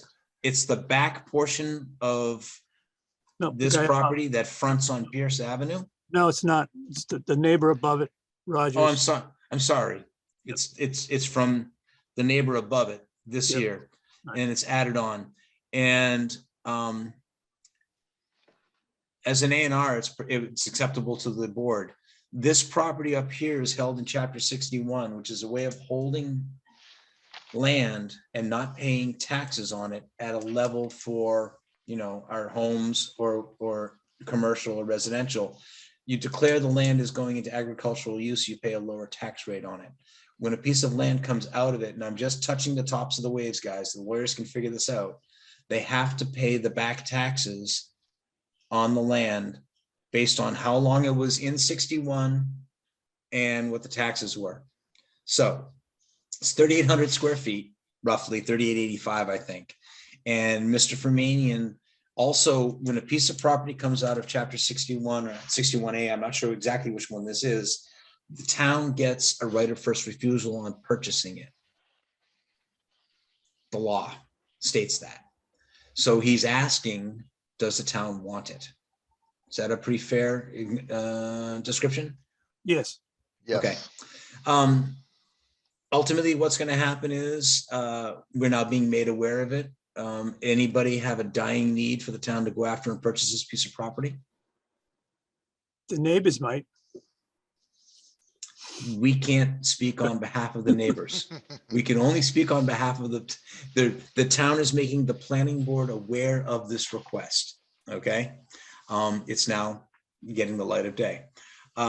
It's the assessor's going to have to figure out what the back taxes are on it, and however it was decided amongst the people making the deal, they'll take care of it. Okay. So Mark, do we need to actually make a decision, do a motion? Do we take any action on this? I don't believe so. I think. Actually, Mark, I know Yes. quite a bit about this, actually Okay, putting good. land myself in 61A and having Thank you, multiple Heather. towns vote on it. So the board needs to vote to not exercise its right to first, so they vote to not purchase the land. Every department in town needs to make that same vote because it has to go to each department in order to vote to not purchase the property and exercise their right of first refusal. Thank you very much. I'm going to. Oh, you're welcome. Thank you, Heather. And I'm sorry, guys, I didn't get a chance to do the real due diligence on this. This came to us today. Okay, so that's why we're kind of doing the information together. What I would like to do is share with you the letter from Mark to us, which says, Assistant Town Manager Carly Antonelli. I don't know if you can see this or not, can you? Yeah, we're good on that. Oh, okay. So basically what it says, I don't know if you'd seen this yet or today or not, but it's Assistant Town Manager Carly Antonelli wanted me to share this with the planning board on a new business. She brought this to my attention after the meeting packet went out. Mark Femanian wants to take a small parcel of 3885 square feet out of chapter 61 status, and this letter is a notice to the town. Basically, the planning board is being asked if it wants to exercise its option to purchase the land. Carly told me that because of its small size and location, that the selectmen, nor apparently the Conservation Commission is interested. If you have any questions about this, please get in touch with Carly. And so we had a couple of phone conversations back and forth. Mark and Ken and I were talking about it earlier today. With that being said, any further questions from members of the board? Pauline's got her hand up. Pauline, do you have a question? Yes, Jeff, Pauline Conley, Cambridge Street. Thank Is you. this a matter that will actually be asked of the residents? Because of course, you know, CPC is always looking for open space. And, you know, to have all the boards vote without even a public hearing so that the residents can chime in seems a little cart before the horse. I believe the select board has to hold a meeting on it. They're the ones who ultimately write the refusal letter. Sure. All right. Well, thank you That's for the way- that. That's the way it happened in the past on Yeah. the other chapter 61 land. Yeah, Like, there have been a couple of properties. You're right, Ken. Mhm. All right. Well, I will inquire of the select board. Great. Thank you. Thank you. Yep. Any other thoughts, members of the board? I thought it was good that Heather mentioned that procedure because I did notice that the letter was actually addressed to the planning board, which I thought was interesting because I thought it would be addressed to the select board. But it's advantageous that each department have a chance to make a determination and whether they think it's important to each department in town. So I like that. Yeah, to Ken's comment, I believe that there was a copy of this addressed directly to the select board. As well. Okay, thanks. Right, yep. Yeah, and the Conservation Commission, et cetera. Something Yep. tells me there's multiple copies that are just, I'm wondering. I Okay, haven't seen only the one addressed to us. That was my, we got that one.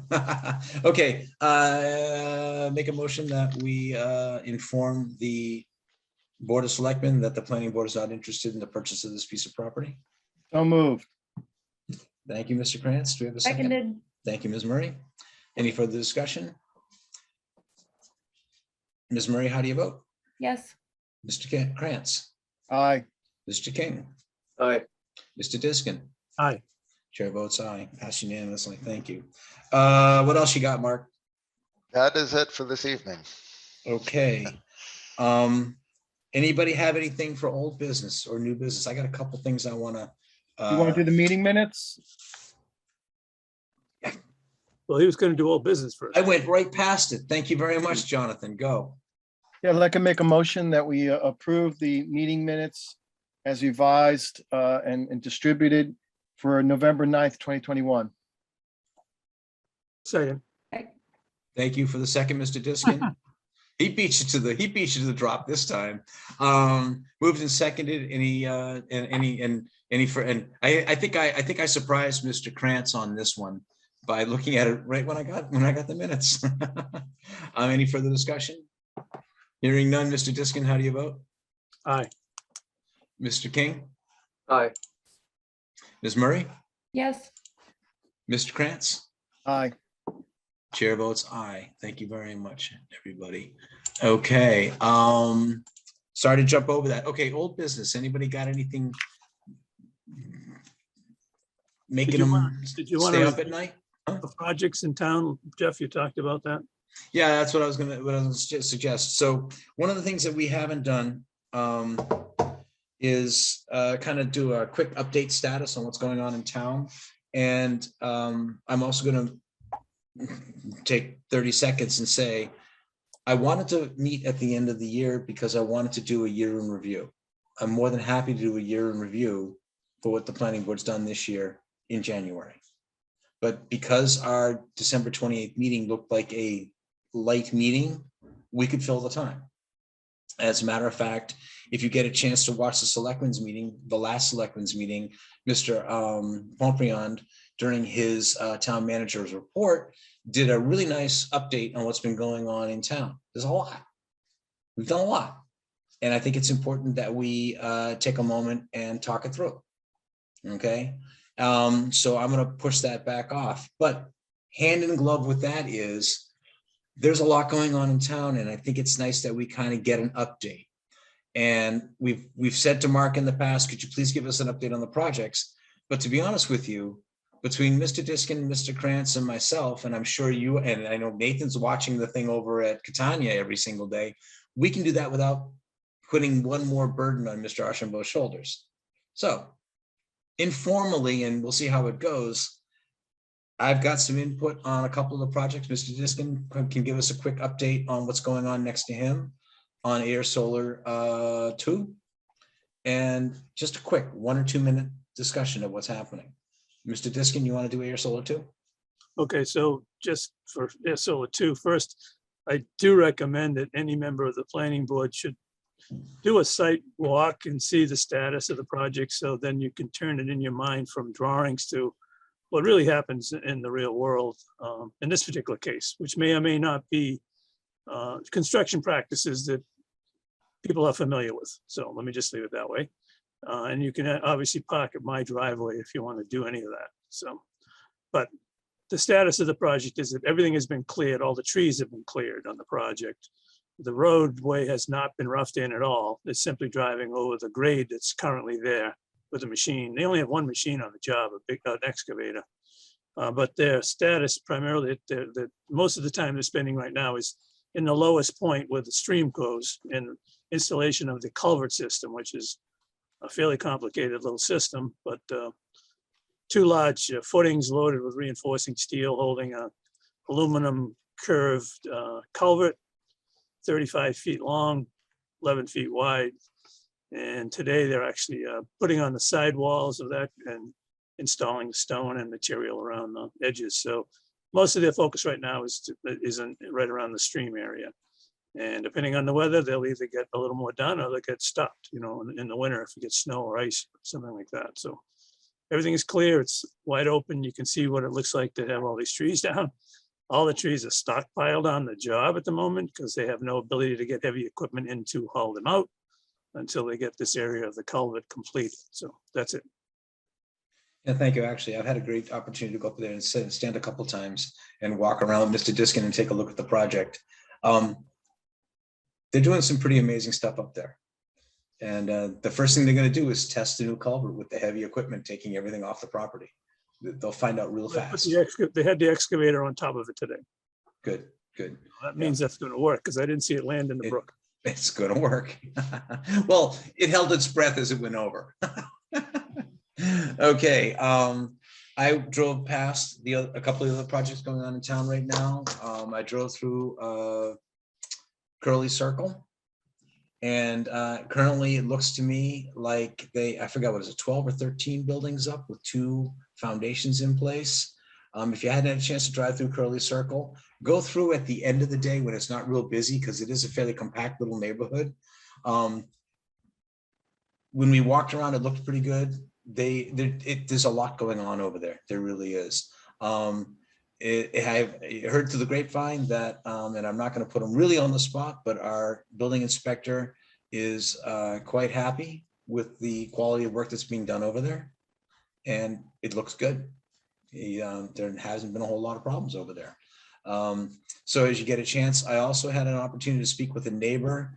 Of course, we've all been very concerned about the stormwater and the flooding that was happening. This is empirical evidence, but the neighbors have not seen yet any real negative impact from the work over there. As a matter of fact, there are sections of the area over there that in the past have flooded for whatever reason that seem to be less flooded all the time. And more, and so that's not a bad thing. I drove through, Ken, the name of it. You did it to me earlier today. Shaker Mill Pond. Shaker Mill Pond, thank you. Drove through Shaker Mill Pond today. I took a picture, it's on my phone. I can't share it with you. It's not really worth it. But if you drive and turn around, and as you're heading out, there are two foundations in place on the left-hand side behind the red barn. The first one is got about half the sheathing up, half the walls up on the first floor. What's interesting about that is they're really doing kind of on-demand construction. They're bringing stuff in, putting it up. I was through there the other day as I was riding, and the excavator was finishing the guardrail on the pond side of the project. It is a beautiful wooden guardrail. So that one's moving along. I took a ride through a past Panther Place. By all means, Mr. Diskin can jump in on this also. The foundations are in for the 2 duplex units that face Washington Street. The project itself has been, it has been cleared. It has not yet been stumped. My understanding is that, and this is my understanding, that I did not double check this with the DPW, but Mr. Levine and his construction company are building the duplexes. They will be connected to the sewer that's being built by the project. So the project site work will get done, the pump out sewer plant will get done, and those two can connect down in. There is an alternative opportunity for them to connect to the sewer themselves directly out onto Washington Street, but I don't know where that is. But having seen foundations go in, I believe that that's been worked out between the building department and the DPW at this point.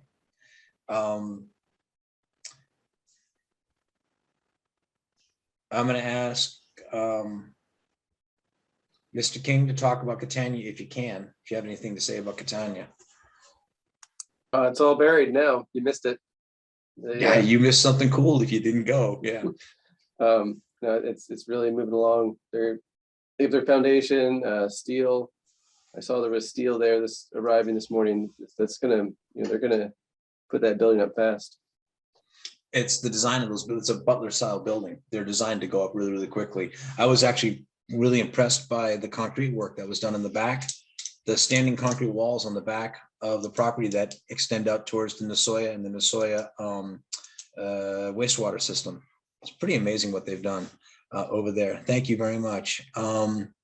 Lastly, and this goes into something else that I spoke to you all individually about, and I've sent you one piece of a local bylaw.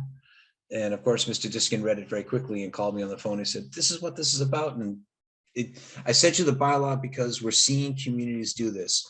And it's site work, rock removal type stuff. Central Avenue. There are blasting mats on Central Avenue.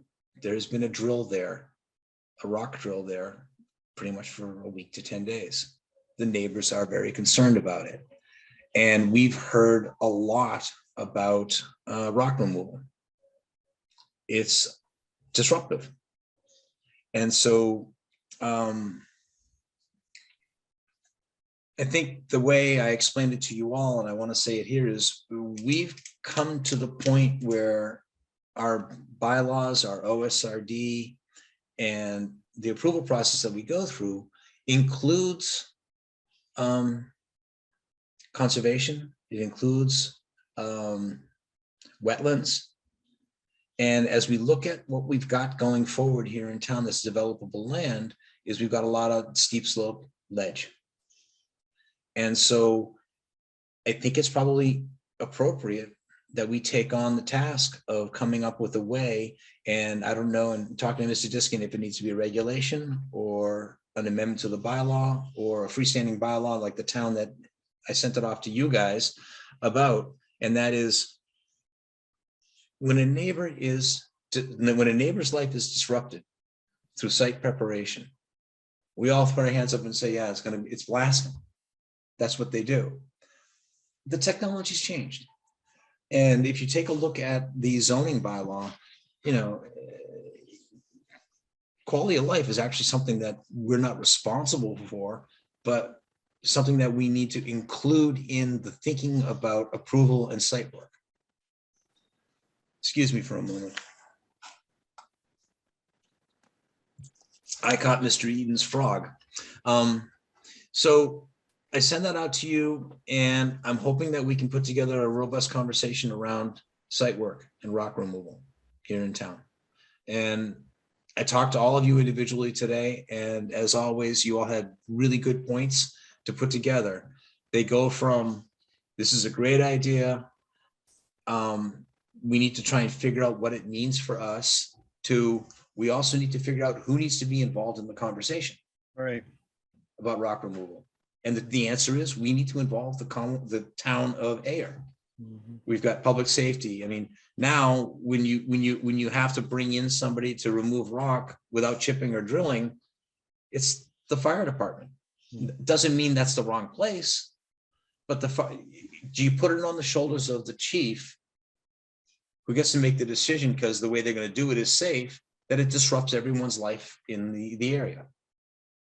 So going into next year, we're going to have to try and figure out what that means and how we can do it. And Mr. Diskin actually had the point today. Could we make it a regulation, not a bylaw, or not an amendment to our bylaw, our zoning bylaw? And I'm open to any and all conversation about that. So I hope to put that on our list for next year. Go ahead, Mr. Krantz. Yeah, one of the things that impressed me about the warrant you shared with us from Arlington is that they framed it as rock removal, and I think we should stick to that because it could be blasting, but not necessarily, because there are other disruptive ways of moving rock. I mean, it's a small comfort to the neighbors that we're not going to blast, but we're going to drill for 3 weeks, right? So I think that the larger context, months and months and exactly. months. So this issue, I think that That was a you know, single one, family home. That was only a that- single family home, what Julie's talking about. right. So I think that That was a single One of family. my nightmares. if I may finish, yeah, thank you. Sorry. That's right. It's still upsetting. Yes. So I I'm going to think that- mute you. I think it is important that we maintain that it's about rock removal.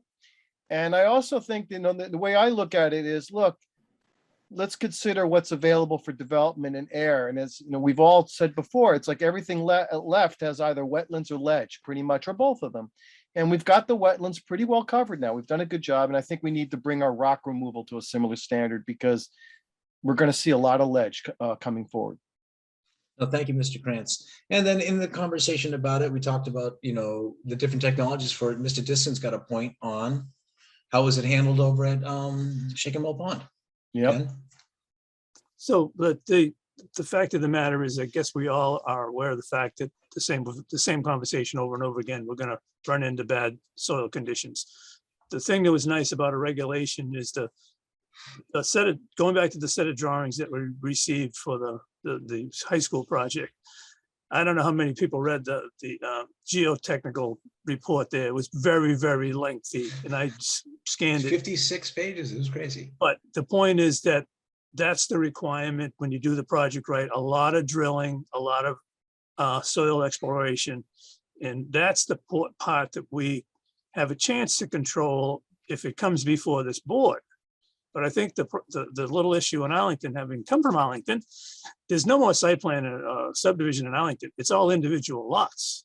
So the case of Ms. Murray's discussion was an individual house lot. So the adaption of a regulation needs to be broad enough so that the building inspector has a chance at the beginning, if it's a single family house, well, we would never see that, to have some support as well through our, a thought process. So somebody just can't go out and do it. They have to do some testing. They have to do some borings. They have to do something that comes up with I forget the exact language, but a qualified report by a qualified environmental person or an engineer, so that a decision can be made that, okay, this is impossible, you can't do it, or it's going to be regulated in such a strict fashion that everyone's aware of it. So there's no question.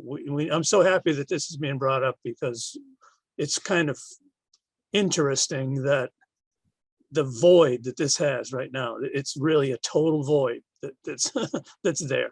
And we have so many other things that we don't void out. So, it's going to be good to get this talked about. So I appreciate the chairman digging into it and bringing it up. Thank you. And thank you very much for saying that, Mr. Diskin. But here's the thing. you all know what the definition of a pioneer is, right? Person with the arrow sticking out of them. Okay, Arlington's the pioneer in this situation. I sent that all to you because it's an adaptation of something that's actually gone to the Attorney General, as far as I know. And I was talking to somebody on the phone, I forget who it was. I did not get a chance to ride my bike past the Arlington Town Hall today because things changed in my life. But I was going to walk into the Arlington Town Hall and say to the town clerk, what did the AG say about this? You know, because it's hard to find out. I don't know how to look that up. Mark Archambault could like look it up in a second. Okay. So there's that. And we're going to have to figure out how to put that all together. I know you all have nothing to do with your spare time. Okay.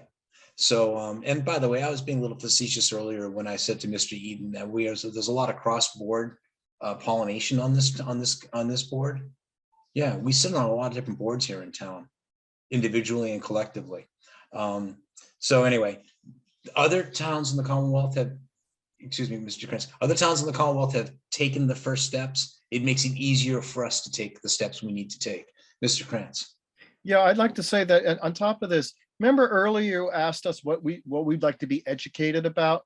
Yep. I would recommend that as we look at this process of possible regulations regarding rock removal, boy, I would love if we had an opportunity to hear from an expert on ledge and someone tell us about what rock removal is about, how do you do the assessments, the borings, all that. And it might be something where we'd invite other committees and boards in town to join in too, because I'm sure that many institutions in the town would appreciate some more education about this. I know Mark's writing that down feverishly, but no, we'll keep this going forward. Okay. And hand in glove with that is MRPC can offer that. Yes. I'm pretty sure. Right.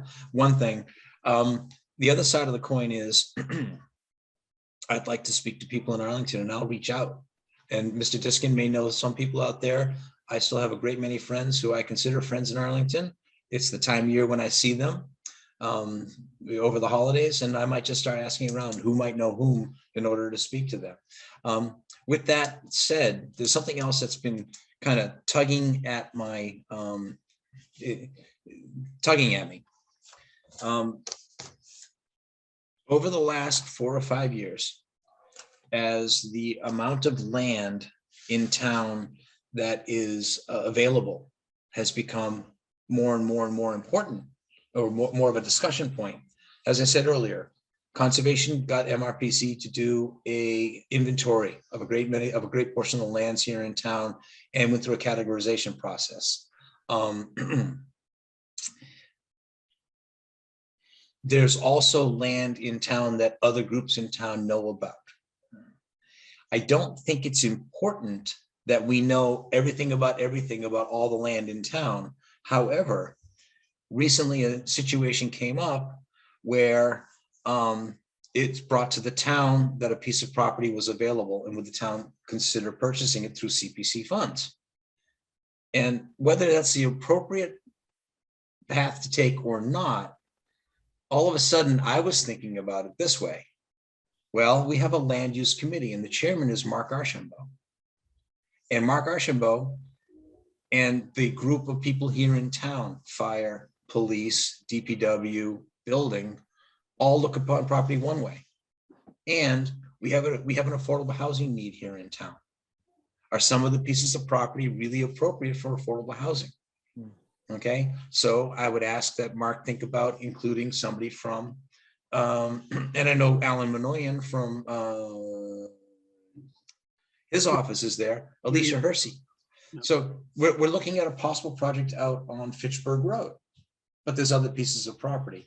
So as we start looking at as Ayer, not us, but as Ayer looks to the future of land use here in town, again, there's crossover.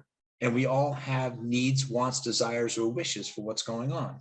And there may be some real small things out there that can be acted on by the town of Ayer, which can help guide and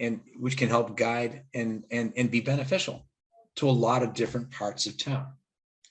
So obviously, conservation comes to it from the standpoint of how valuable the land is as a wetland or a resource. Okay.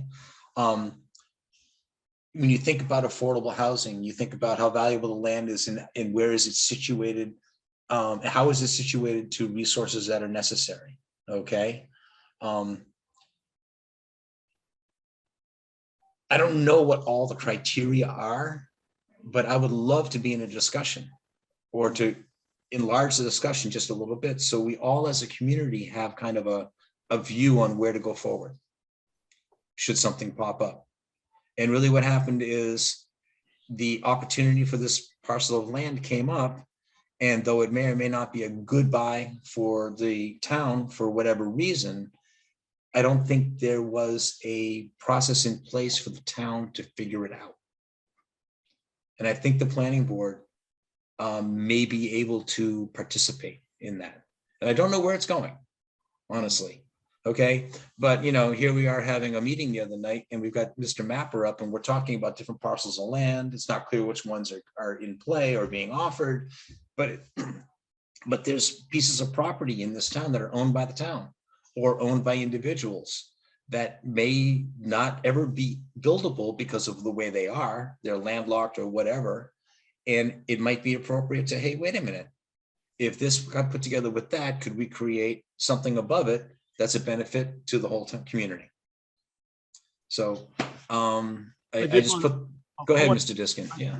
I'm sorry, Mr. No. Chairman, but the name that was mentioned by the gentleman from MRPC, Karen Chapman, I believe, was who has the new title of head of development or whatever she was the same individual that worked on the plans, the projects that were done in the past. So she worked on the priority preservation land. She worked on the open space and residential plan. She worked on the many of the different projects that have been before our town. So we actually have a heads up now. We have the person who was at one time a assistant of sorts, let's say, or a new person in the outfit over there. Now it's the head of the outfit over there with knowledge of the town of Ayer. So we have another advantage there.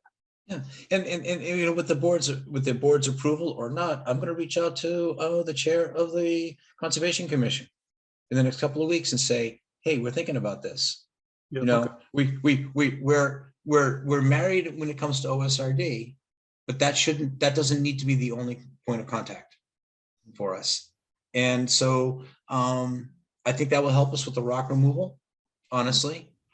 And I think it'll help us with understanding as things go forward, where different properties are. I mean, and so not that we want to be involved in everything, but I have a feeling that if the town were to put together a plan, it would engage people to have conversations about it, and B, make the folks who live here in Ayer feel like they actually have a hand on the tiller in directing where it goes. With that being said, anything else? Excuse me for a minute. No, that's all I have on my notes. Anybody else have anything they want to add to old business or new business at this point? I would love to entertain a motion that we don't meet on December 28th. So moved. Second. Seconded. No one wants to second that one. Mr. King got that one. So moved by Mr. Krantz that we do not meet on December 28th of 2021, seconded by Mr. King. Any discussion on this? I'll wait. Hearing none. Mr. Diskin, how do you vote? Abstain. Mr. King, Aye. Ms. Murray, Yes. Mr. Krantz, Aye. and the chair will go with the flow. Aye. So with that being said, we're not going to meet again until January 11th, is it? I don't have the calendar in front of me. Yes, I think it is. Okay, good. Short-term rental. We're gonna have to write a bylaw. I can't do one.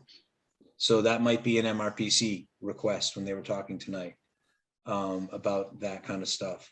That's going to have to take place in parallel next year. Mr. Diskin? That's the perfect place to ask the question, because their association with the other, I think it's 13 of these regional planning commissions. Yeah.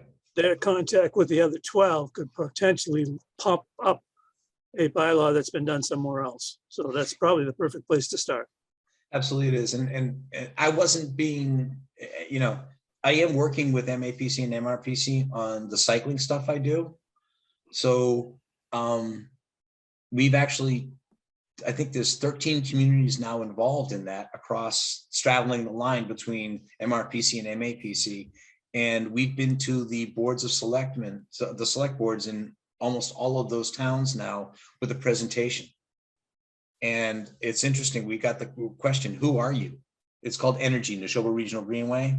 And what we're doing is trying to tie together the economic and the linear parks and other parks that are in different towns, so that you could get on a bicycle or get on a walk with a stroller between places. And we're going to come up with a wayfinding, a signing system and stuff like that. Ultimately, you guys don't know this, but the Massachusetts Central Rail Trail, which will go from pretty much 128 in Waltham all the way out to west of Northampton, is almost all of it's going into the original design stage that hasn't been built. So we're probably looking at a way to get 114 miles across our Commonwealth within the next 6 to 8 years. It's being approved. So we would be able to go from the Mass Central Rail Trail north to the new Nashville Rail Trail and stuff like that. So if you have questions about the long-winded say, if you have questions about what a regional planning council does, I had to learn in order to be part of the League of American Bicycling out of DC. So I happened to find out about it. It's hard. They have a lot of acronyms. They got a lot of stuff they do. I know Ken's been to their offices, and it's eye-opening what they do. It really is phenomenal what these guys do. They are quasi-governmental. We pay for it. Might as well be able to use it. And they also, by the way, gave Ayer a grant for the Neshoba Regional Greenway work we're doing. Ayer made an application for a grant for technical assistance. And what that usually does is they come up with a number, how much it costs, and they translate that into hours, and then they just work on your project for that number of hours. Excuse me, and they allow you to direct the project. It works out really well. So anything else, anybody? Happy holidays.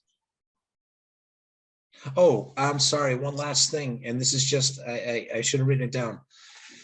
As you all have found out, the package is now being put together and it's being made available on the town website. We got a couple of things we got to work out.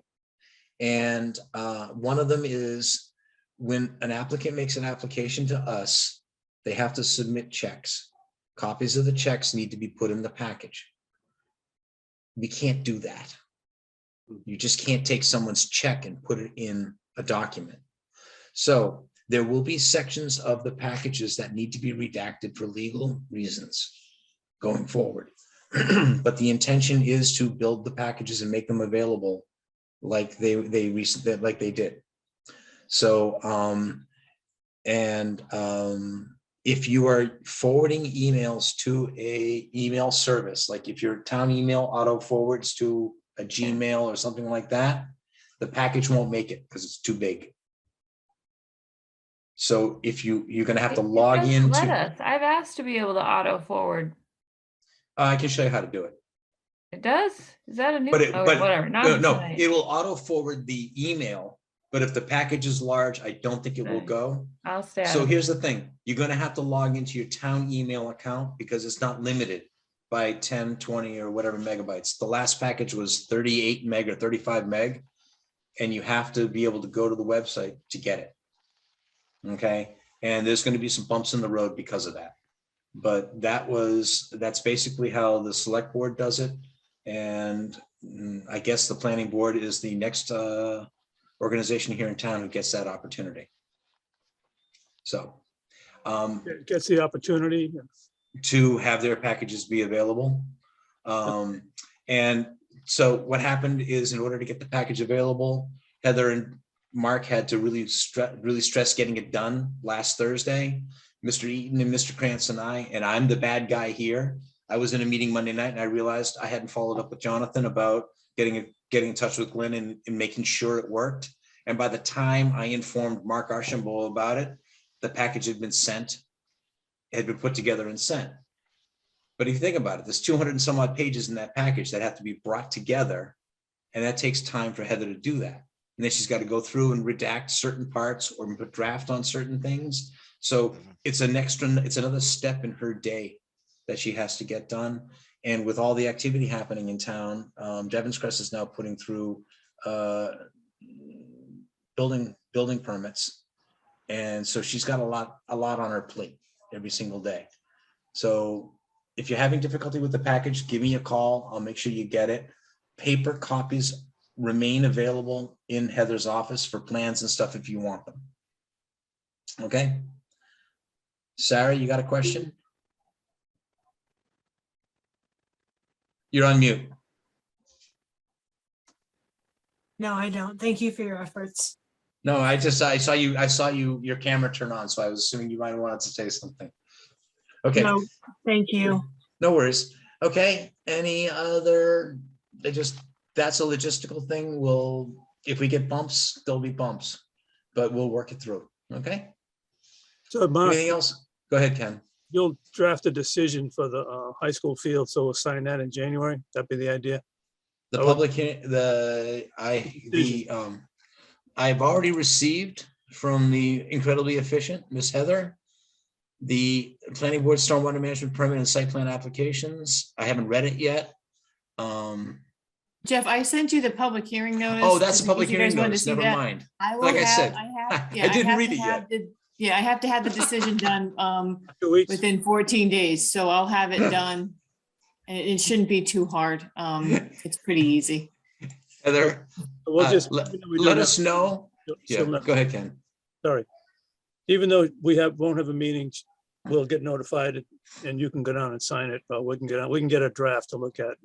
Yes, yeah, I can send a draft if anyone wants to see it. I usually send it to Mark to review, and then I send it to Jeff because he needs to sign it. So if you guys want to see it, I can send it to you, but no, I'll have that done. I don't anticipate getting it done. I'm gonna try my best to get it done next week. Okay, no, understood. And, that's fine. I'm sorry, Heather. I saw the email come in, I thought during the meeting, and I thought you had already got it done. I was like, wow. No, I was drafting some minutes while you guys were talking. Okay, yeah, and just so everybody knows, Heather really has been crunching paper. She really has been crunching paper.